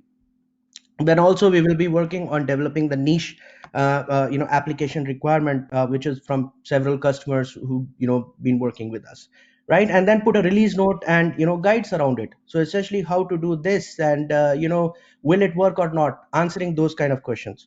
And then we support it as a product. What it means support as a product is basically a 1-800 number, which can be called if your system is going down, an engineer sitting to essentially help you to make your system up. So starts with a go to market plan with the switch vendors, then goes to the doing the proof of concept with end customers, doing the deployments and day 2 support, 24/7 support, release management, upgrade, and updates like a normal NOS process, and everything provided as a service instead of a product license or something like that, right? So in nutshell, if you see, there are 3 things, right? You make a distro or a community version, make it hardened, right? Test it, fix bugs and all these kind of things. Then the second one, you basically develop app and integrate it with the apps, right? And the third thing, you essentially create a system which consumers can use and essentially deploy it, right? So I will go in one by one in each of them, that what Avis network is doing right now, right? So the number one is essentially our Avis labs, which is essentially helping to create the SONiC distributions, right? So this is a sample of what we are doing in our lab, right? So this is essentially a typical deployment of leaf and spine. This is basically all hardware based switches with the vendors who are working with us, different switch vendors, different ASIC vendors. We take the SONiC community build, or the Avis network build, which is essentially based on SONiC community build itself. We have IXIAs in place, which is 10 gig and 100 gig IXIAs, which are essentially pumping traffic. And this is a sample matrix on what we are trying to do here. So management and infrastructure, switching, routing, and scale, right? And then basically going into the ready to deployment feature, which is essentially testing and documenting that how much link failover, let's say, works, right? You do configuration change, what happens after that? Route, you learn, and withdrawal, how does it work, right? Then basically the scaling tests, right? And not just the scaling test of just for the sake of it, but also the failover and recovery test and you can see at various scale levels. And the outcome of this is done something like this. So I'm not naming the vendors here because of obvious reasons, but these are 2 different vendors, and you can see that how at different level of scale, how the switch was behaving at a different point of time. So you see that it's almost kind of same, but in some scenarios, based on the implementation, on how the the ASIC level implementation happened, how it is different. So with these 2, you can get an idea on what kind of release notes and what kind of guides and what kind of assurance we give to the customer that in a particular guardrail, how the deployment going to work, right? So this is the first pillar of making a vendor neutral SONiC support system. wherein you can on a very granular level, you can say that here is the switch A and here is the switch B and here's the C, and these are the numbers, and Mr. Customer, you can actually select what fits to your stuff for the deployment point of view, right? So that's number one. Number two is the application, right? So yeah, you have a great network operating system. Now what? We all know from the SONiC point of view, zero touch provisioning is one big area, and I'm aware of all what community is doing, and we are basically looking to basically take all what community is doing, but then we are a startup and we want to run fast, right? So while the community is working, we are putting solution in place, simple solutions to simple problems, right? And while community catches up, we're going to be using that as a stopgap, and the moment community has the solution ready up and running, such as project Arlo kind of stuff, we're going to be taking that and productizing that. So now coming back to this one, we have identified the areas which are kind of I would say stopper for the the SONiC adoption in the market, right? So ZTP is one, and there are basically two level of ZTPs, essentially ONI to SONiC and then SONiC to SONiC, and then the configuration management while you do SONiC to SONiC. Another one is UI and UX, right? We don't have ISCLI, we have two different consoles right now. One, you have to go when the SONiC comes up, and then you have to basically go in FRR and do the stuffs there. REST API is, again, I would say Project Arlo has it, but then it's not working right now for us, so we made our own, and which is right now working and in deployable state, right? Which basically gives him the ability to get attached with any application or to any network visibility software which runs on the apps layer.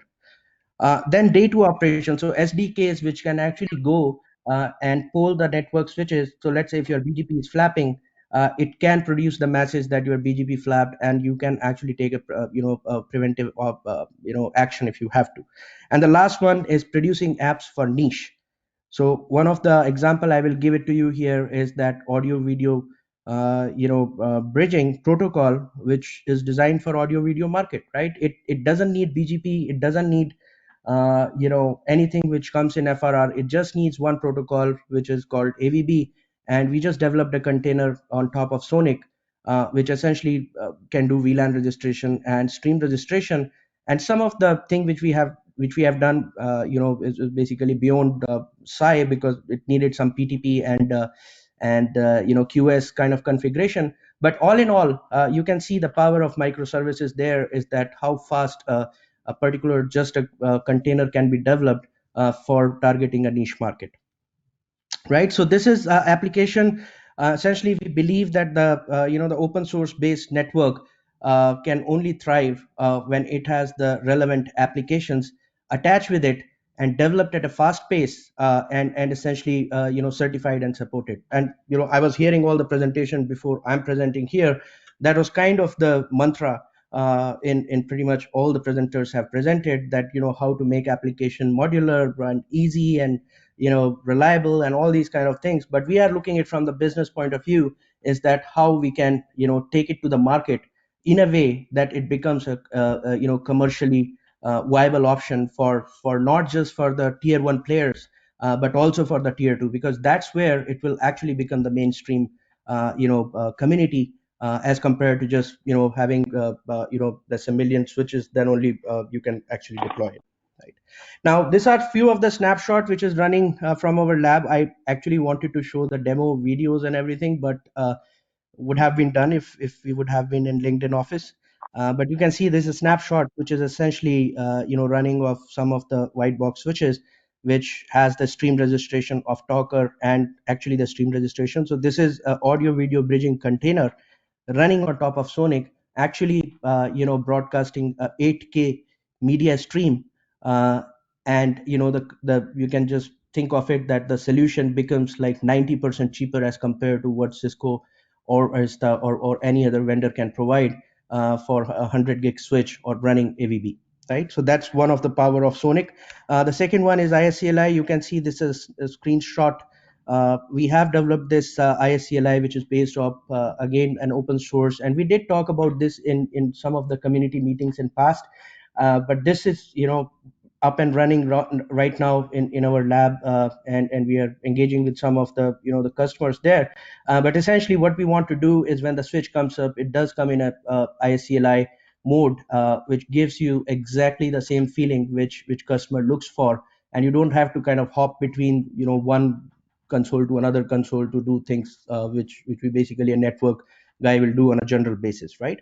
So that's the ISCLI application which we have. And by the way, when Project Arlo gets up and everything, we're gonna be just evaluating and putting Project Arlo. It's just a stopgap for us to make it commercial, right?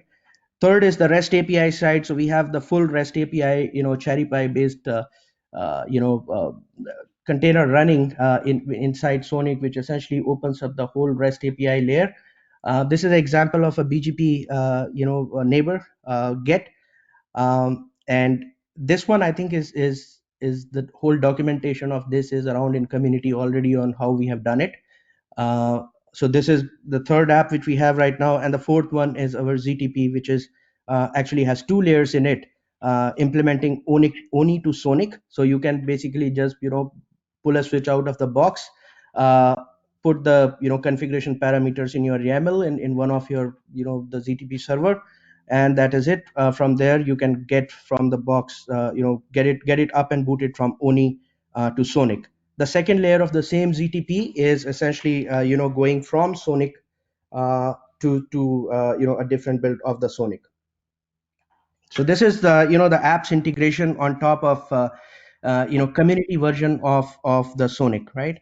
The third is the support, right? So like I said, right, you tested it, you fix the bugs, then you put the application around it, which makes it usable to the customers and everything. But now what, right? It is still not commercial viable because there has to be a 1-800 number, an email address, a company which basically can be called and supported, who will take care of a BGP flapping issue right away, rather than just opening a bug in GitHub, right? I mean, GitHub will solve definitely, but how many days it's going to take is the production cannot be suffering for that long, right? So that's where the support comes in.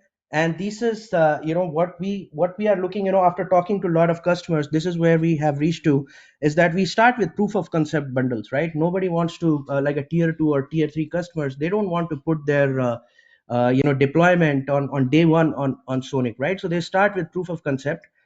They basically talk about that how well it can scale for them, how good it is, and all those kind of stuff. Then they talk about 24/7 support, incident reporting, multi-vendor case ownership. So you can imagine when somebody deploys SONiC, it will be having a ASIC from some company, then switch from some other company. SONiC is tested by Avis Network, and then probably application is coming from the fourth company, right? So who is the single point of contact, right? So that's a big problem to solve. So that's one is another offering. And then multi-channel support and DevOps services, which is essentially making a whole Ansible playbook, and just click and apply kind of configuration changes, and bringing up the whole deployment in a virtual world before you actually deploy it, and all these kind of things, right? Now, ongoing deliveries of product lifecycle patches, updates, upgrades, like a normal network operating system software stuff, right? We have the expertise on, we've been in the SONiC, community, I think from past 1.5 year already. So a lot of expertise has been built in onto the, the various modules of the SONiC. And as you can see, our focus is more on the management, UI, UX, and developing application on top. But we do get into fixing bugs and all these kind of things. We are still yet to commit anything for developing a feature, because we are just a startup company, and we don't want to focus on doing a heavyweight development on the feature side yet, right? In future, definitely that will be one of the things which we would like to do. Then the commitments, right? So hardware certification, will this switch work or not? Will this ASIC work or not? How best or how less it will work, right? So that commitment, will this transceiver will work with my switch or not? What happens if this DAC cable fails, right? Software certification, let's say this Grafana will work with this REST API or not. Solution certification, right? So basically, if you are putting, let's say, OpenStack based solution on top of SONiC, will it work or not, right? And then software assurance is about SONiC itself, is that how good or bad it's going to scale in a given customer environment, right? So now again, in the nutshell, this is a different view from the business point of view, right? Looking at the technology problem which we are trying to solve. Like I said, that we are looking to develop. So essentially, in the previous slide I showed that we will develop and then package and then support. So something similar from the business point of view. Also, we have the three pillars, which is essentially we provide service and distribution and application, right? It is very nicely tied up with the three technology problem we are solving. To essentially, the number one is enabling SONiC, right? So enabling SONiC means is essentially not all the companies in the world who have anything to do with network and SONiC have the expertise to do it, right? Even talk about ASIC, talk about switches, or talk about the applications. Yes, they are doing the the community support, and they have the ASIC and switches and everything working. But when you talk about the real community, the real commercial deployable solution, do they have it, right? But answer may be yes, they may have it, but they probably don't want to invest in that, because if a ASIC company is a ASIC company, they probably don't want to take a 1-800 number call from a customer saying that, hey, my BGP is not working, please fix it. Come on, that's ASIC company. It's not going to fix the the BGP stuff on that to on a phone call, right? So the services, this is basically number one pillar for us, for at least the first stage for us. The reason for that is to with this we want to enable the SONiC ecosystem. So we're going to provide the engineering, we're going to provide certification of switches, ASICs, and solution, deployment of SONiC, and the custom design, right? So if a customer says, I want resilient ECMP, say for example, right, and SONiC doesn't have it, can you do it for me, right? So we can actually do at that point of time, and we will upstream based on customer wants or not wants, because that at that point of time becomes a customer, right? Then the distribution, when we provide the distribution, it will be a subscription based network operating system. It could be Avis network, it could be community, it could be vendor specific. We really don't care about it. I mean, from our point of view, SONiC has to win, and whatever path it takes, we're going to support that, right? And then basically we want to develop the applications, right? So essentially application means that like the audio video example I have given you, such a nice example, having just a container running on top of SONiC has opened the niche market for SONiC. Similarly for software defined infrastructure, so anything software defined, enterprise 4.0, so all this machine learning and cognitive kind of apps which can crunch the data which is coming from the the hardware layer, and can be kind of pushed into the machine learning applications which can crunch and basically give you a lot of predictive analytics and all those kind of things, right? And then the telemetry with application with machine learning, right? So this is the business view, 3 dimensions, right? Now, in the interest of time, leaving 5 minutes for Q&A. This is call to action, our website. You can see here a lot of information in there, what we do, what we provide to community, how we're going to support it. You can actually connect us there with getting all the details of our test reports and all these kind of things, which are really goes into the details of how we do things, what we do. We are already working with the test group. The meeting was supposed to happen tomorrow, where we want to discuss on the tests which we have done. I think some of our members already and from Avis network already discussed about the testing methodologies we use. Our vision is pretty simple: commoditized NOS. That's what SONiC vision is, and we want to do that, and we want to make it happen by doing it commercially, because we believe that until unless there is a lot of deployments out there, uh, the pull will be missing, and that's the pull we want to bring in, right? So we want to enable the deployment, like for the data centers, web 2.0, 3.0 customers, enterprise 4.0 customers. We are a founding team of network and cloud experts coming from these all companies. In the left hand side you can see we all come from this place. A lot of patents and everything. First time we introduced last year in 2019 in OCP. Since then, we have established pretty much all the ASIC and switch vendor as our partnership. These names you see here are the ones who has given us the authority to put their names. So we have put in there some, but you can imagine there are pretty much everyone in our list. We have a lab, which is a physical hardware lab. It means that we have the switches cabled to Ixia, and when we say 64,000 route, it is actually 64,000 route which is pushed from Ixia with 100 gig traffic, right? So it's not something which is virtual anywhere. It is all physical, the way it will be in the data center. And with this, we just want to, ready to go with all SONiC solution, and we are out there in market for essentially taking and making sure that SONiC becomes a commercial offering going forward. So with that, I'll stop. I think it's precisely 5 minutes to finish time for my presentation. Questions?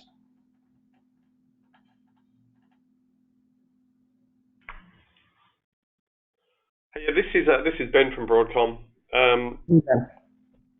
You mentioned basically you've kind of gone off and you've developed your own ZTP, your own ISCLA, your own REST, kind of deviating from the direction the community is trying to head in. Why do you feel that's the right way to go? Because my concern is that it's going to fragment things. Yeah, so for us, see, here's the thing, right? This is a startup company driven by business, but also at the same point of time, came out of community, right? So if we lose sight of business, then definitely this will not be a viable company wherein we can pay the salaries of engineers, right? So by doing that, we are not deviating from the community vision. We are just putting a stopgap in place by the time community fix up this problem, and which I hope should be able to fix up soon. We will take up the community work as soon as problem. But if you I mean, you can imagine, right? We cannot just have a startup company waiting for community to fix the things and go from there. We rather go on a opposite approach, wherein we fix the problem for the shortest span of time, and while Broadcom and big companies, they come up with a solution which is a probably right way of doing things, we will take it at that point of time. So that's what our approach is. We are not going against community or deviating or anything like that. We are just trying to make this problem solved by simple solution till the time being. Okay. Yeah, by the way, I mean, we are actually very very focusedly looking at Project Arlo. The moment it is done, you will see Avis Network will be the first user of that. It's just that we have to get it done. Okay. So we'll work with you guys, and yeah, let's try and get on the same path. Yep, definitely. Hey Vishal, there's actually a question posted in the chat. Okay. From Orchd. Okay, so let me see. Can you share your contact info? Yeah, I mean, if you go in avisnetwork.com, there are a couple of forms and landing pages. You can just send us an email. But here is my I'll just send it here. I'll give you the. There's one more in above that one, relating to SLA. Sorry, say again. So there's a question. I can mention that. Yeah. So Vishal, it's Arkady. So yeah, the question I have is, since you talked about SLA, right? So what kind of SLA do you actually provide? And at least in your experience, you don't have to name vendors, but how have you ensured that you can actually meet that SLA with ASIC and box vendors behind you?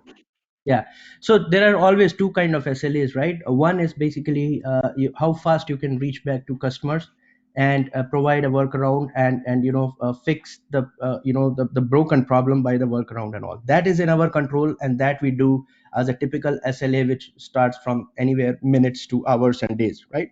But when it comes to the bug fix and everything, of course, it will need the ASIC vendor support, and we have actually went back and talked to Broadcom and Mellanox, and also to Marvel, wherein we are looking for the level 3 support from all these three vendors, and whatever SLAs these ASIC vendor provides to their switch vendors today is the SLA which we will provide to the customers, because it's essentially the same thing which I mean, from Broadcom, Mellanox or Marvell point of view, we are yet another vendor like Cumulus or Orchd. So that's what we will hold them to.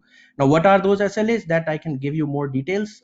If you just offline, we can go into the details of different kind of SLAs, because there are two level of SLAs. Like I said, one is reaching out to customer, fixing the problem. Another is actually going to ASIC vendor and work with them. Okay, sounds good.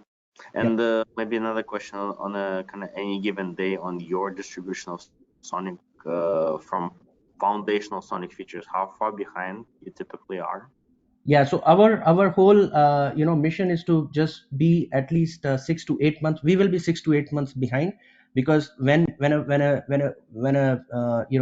SONiC community build comes in, we will test it, harden it, fix bugs and everything. It's gonna take at least 4 to 5 months. So we will be at least 6 to 8 months behind is what our projection is. But then we're gonna be giving it back to community, and then it will be up to community how they upstream the bugs and everything.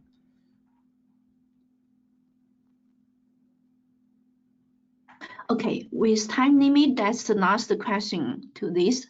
Thanks, Vishal. Okay, thank you, Shin.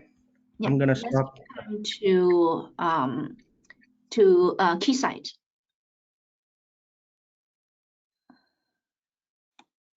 All right, Mr. Dean, I'm ready. Yes, I'm making you the presenter.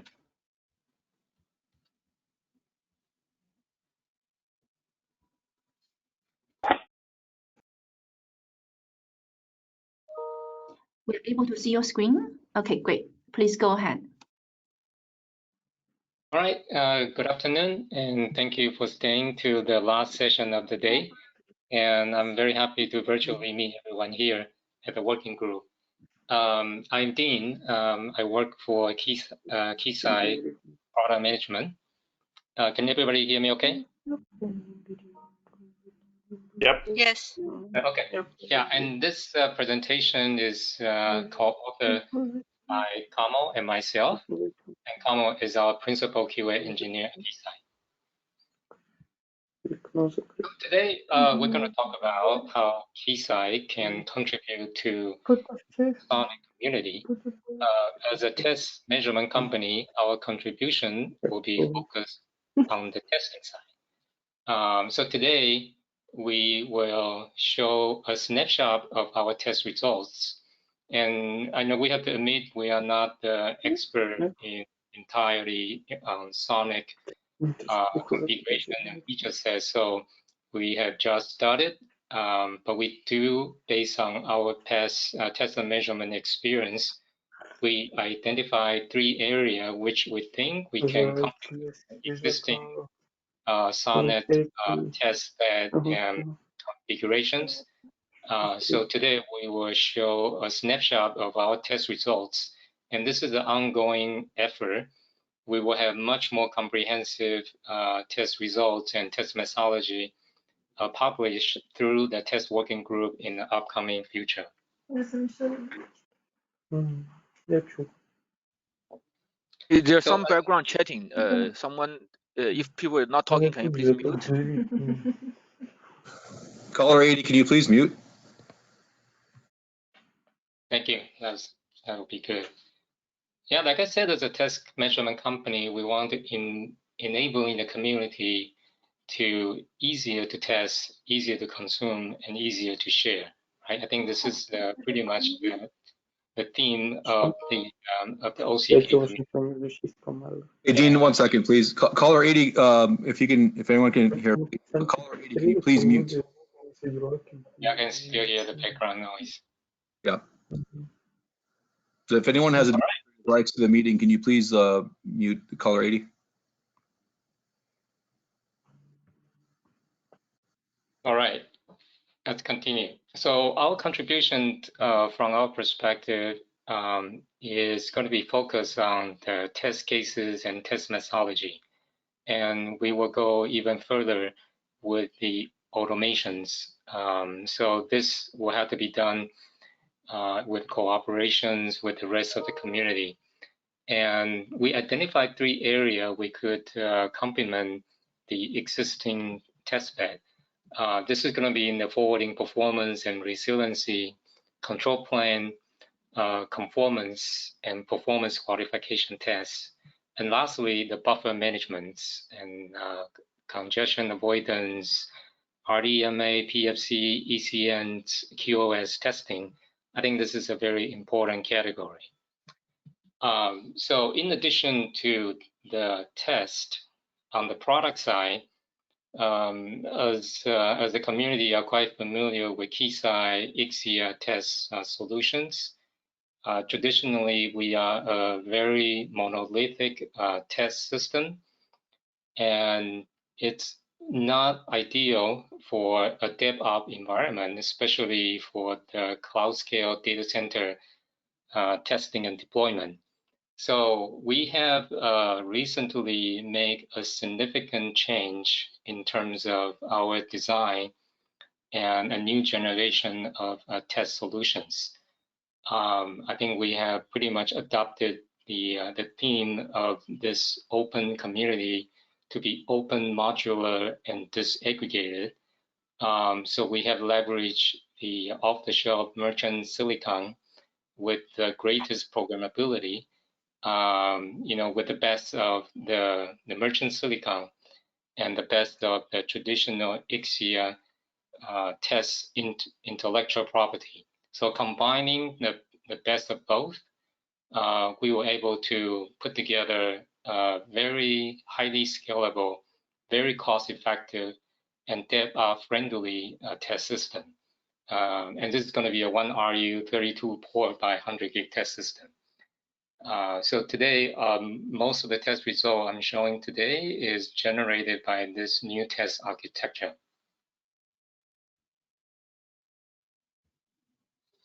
So let's dive into these three major category of test methodology we are sharing here. I think the first one is quite well known, the RC2544-2089. I think this is pretty much the benchmark baseline to qualify any kind of switching system. And we can use leverage the same test methodology. And in our lab, we put together a SONiC switch, and actually in the actual configuration is a single box with 32 ports, and this is an H-core switch with a Broadcom ASIC.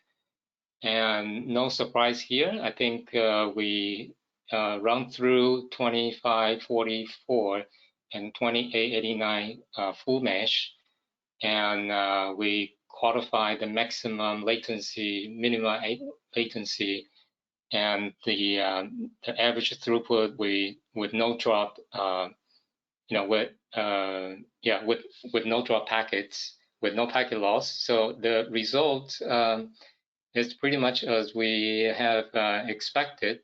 I think this test will probably most effective to qualify different kind of ASIC performance.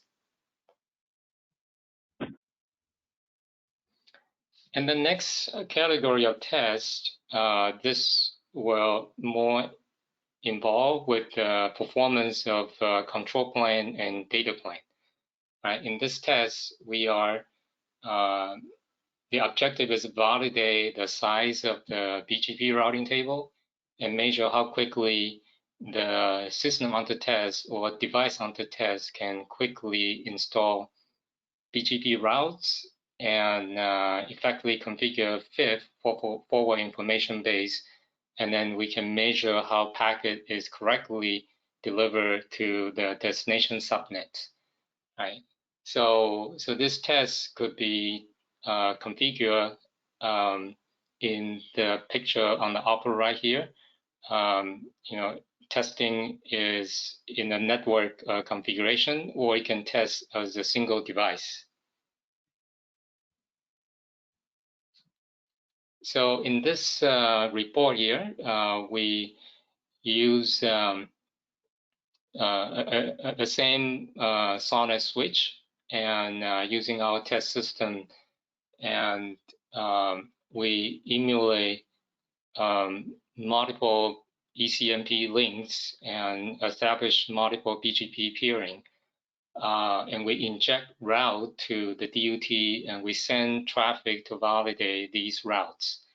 and we do a linear search to find the maximum RIB table size and still be able to deliver packet to the correct destinations. So as you can see, we show some result here. For IPv6 routes, we're able to test up to 98,000 routes, and IPv6 up to 16,000 routes. And with the minimum, average, maximum, convergence time listed in the table.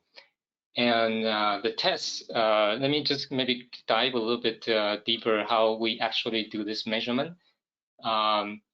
In this configuration, we actually measure the timestamp of the first BGP route got injected to the device under test. And then we measure the traffic that get delivered to the destination's subnet correctly, and we capture the second timestamps. And the time delta is the convergence time we are showing you here. So in this case, we can vary a different size of injected BGP routes. You can do the linear search, and you can actually test the maximum RIB size, and also test the below the maximum and above the maximum RIB size, and then measure the overall DUT convergence performance.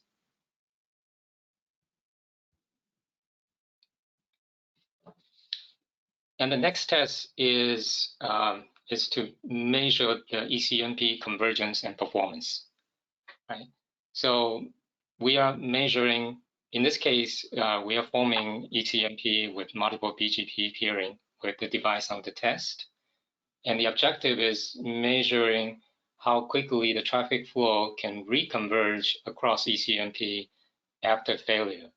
And this failure could be a link failure, or could be the device failure, or could be change of topology like BGP flapping or route withdrawals. Right? And the test methodology is basically we could, based on measuring the number of packet loss before and after the convergence, right? So that's one typical test methodology. And we also analyze the traffic flows and see how they've been rebalanced before and after the convergence. So this way you could look at the load sharing, load balancing, and you can also drill one level deeper to look at the flow placement and look at the ECMP resiliency, see how they move the traffic flow from port to port within the same ECMP groups. And lastly, you can vary the test topology by changing the number of the links within the ECMP group, and vary the 5 topos to test the different type of ECMP, meshing capability, right?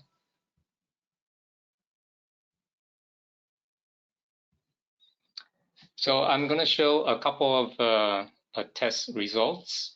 Like I said, this is a snapshot, and there are a lot more variations. And moving forward, we will publish more detailed, more comprehensive test results.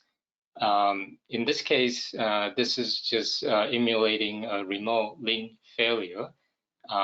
We have a tester that emulates multiple ECMP links, and we simulate a link failure, link disconnect at one of the port, and we can observe how many packet loss before and after the events, and this way we can calculate the convergence time.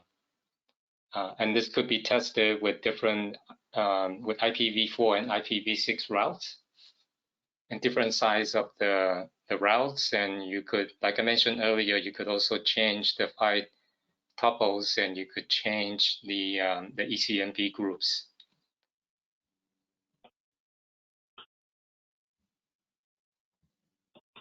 And the second variations, also for the failure, we could simulate change of topology. In this case, we measure the convergence slightly different. In this case, we will withdraw BGP routes and measure how quickly the remaining ECMP links reconvergence, right? And the measurement is different than the previous case because we are using a different metric to measure the performance. In this test case, our convergence time started from the first NLRI update injected to the DUT to indicate the route withdrawal.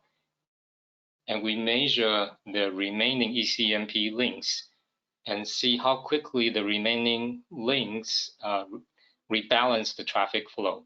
And when the remaining links fully converge, rebalance, we capture a second timestamp, and the time delta is the ECMP convergence time, right? So this is the most precise and most accurate way to measure this type of convergence.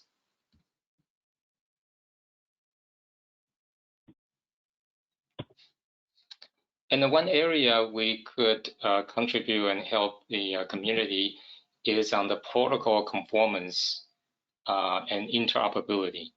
I think conformance test is probably the most rigorous test methodology to identify any standard or RFC compliance with these protocols. And since these protocol has been developed for quite a long time, and we don't expect any major issues, but in order to ensure the highest degree of interoperability, it's highly recommended to go through this rigorous conformance testing, and this will help the industry identify issues, before it actually shows up in the deployments, right? So, for example, for the FRR protocol stack, we are planning to provide the automation scripts for SONiC, and this including 250 plus test cases with different with 11 test topology, just to quantify the core BGP protocol, which is more applicable for the SONiC community, and we're planning to provide these automation scripts, so for the community could easily point and click and to provide a high degree of test regressions, and so this is something we plan in our roadmap and we are actively pursuing right now. So the last category is the buffer management and congestions avoidance, right?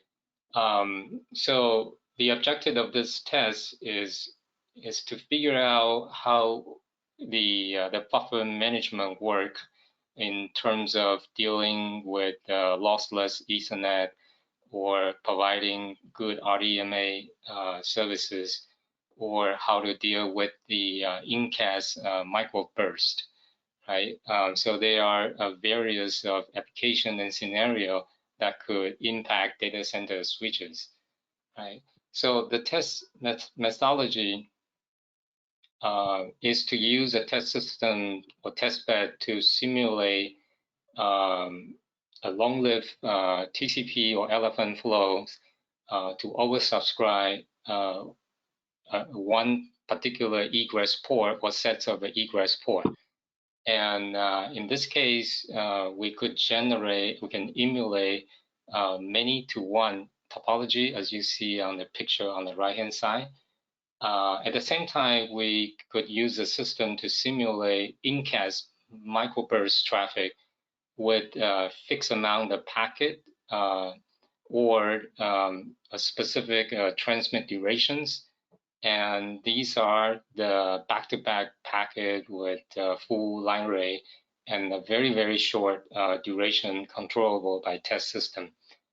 And we could also increase and decrease the amount of transmit packet to do a linear search. I think the goal is to identify and record the inflection point. And in order to identify the inflection point, observe how the buffer management work efficiently. This way, on the test system, we can look at the overall latency trend, and we can look at the ECN remarking. We can monitoring the priority flow control when the traffic is paused. We can also look at the packet lost, right? We can measure precisely when the packet loss happened.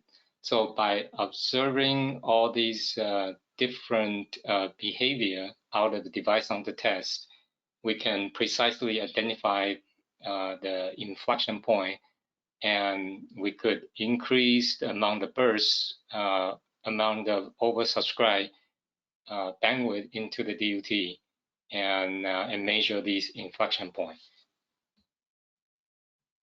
Right. So there's a bunch of tests in this category. We are working with the community, and we are actively brainstorming, and we're going to be spending more time to figure out, can contribute the test methodology and test cases we have done in the past. And this is one of the example. We have actually tried. Unfortunately, I don't have the comprehensive test result, but I will show you a snapshot in the next slides. So this test is using this many-to-one test topology. I can use a test system to simulate many traffic and inject to the ingress port of the DUT. And these traffic all target the same egress port, therefore it create a congestions.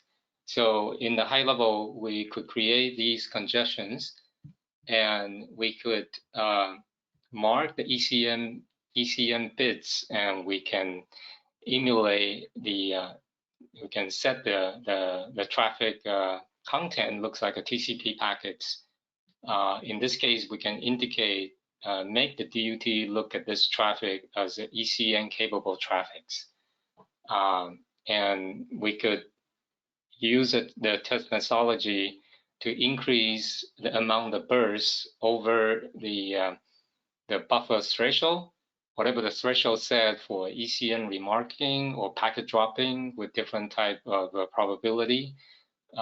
With the simulated traffic flow, we could oversubscribe the egress buffer and observe the DUT's behavior, how they remark the ECM bits and how they eventually drop the packets.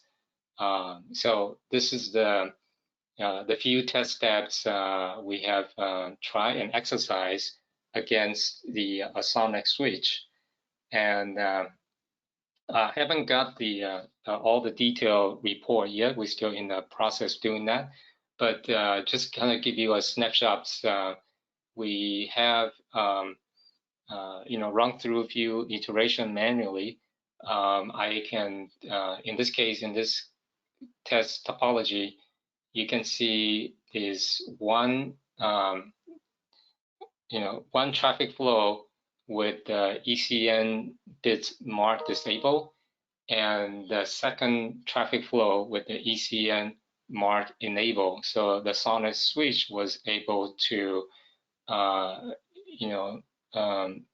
apply ECN remarking, and when the traffic overflow, we can actually see the ECN remarking bits being set on the egress port, and the number of packets with ECN bits goes higher.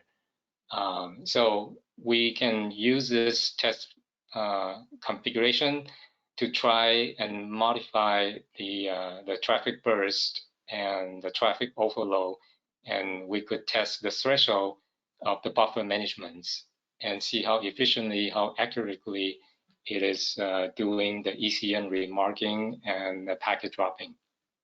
Right. So this same methodology could also apply to the layer 2 PFC and different type of QoS mechanism. It will be a very similar test methodology. Right. So in summary, we have put in resource to participate SONiC test working group. Like I said, we are willing to contribute all the test cases and automation script in these 3 important categories. So that's the presentation for today. Thank you. Any questions? Yeah.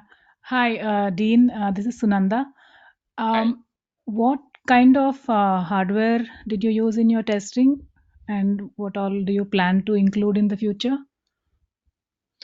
Okay, on the test hardware, like I mentioned earlier, is using a new test system.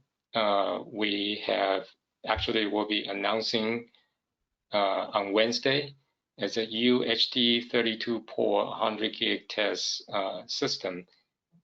In addition to that, we're also using the traditional Ixia Novus test module that plug into our 12-slot and 2-slot chassis. So we use combinations of test system, including the one we have and the new one we are just about to announce. Okay, thank you.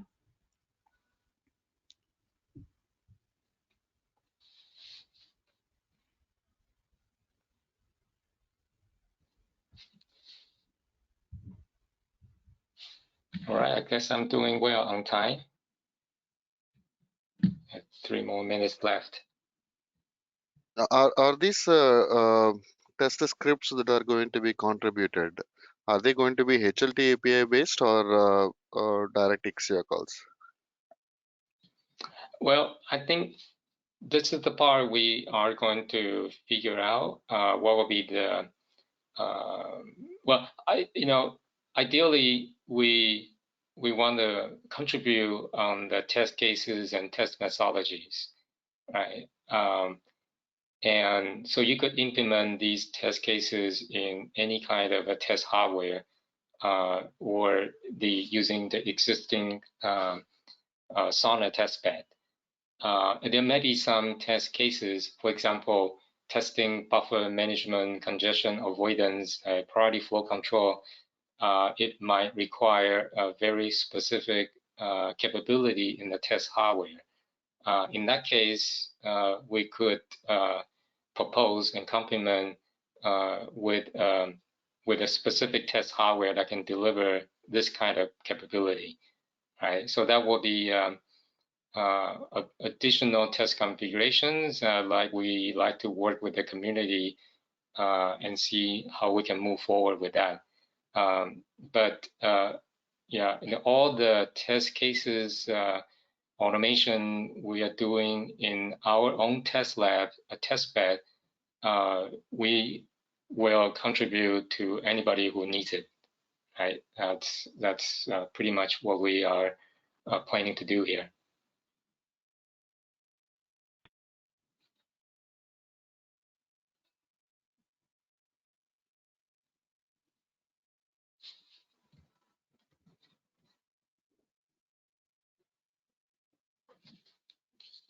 All right, I think we're going to have another session tomorrow at the test working group. Hopefully we can deep dive more to the test cases and we're showing here tomorrow. Okay, thank you, Dean. Let me start to share.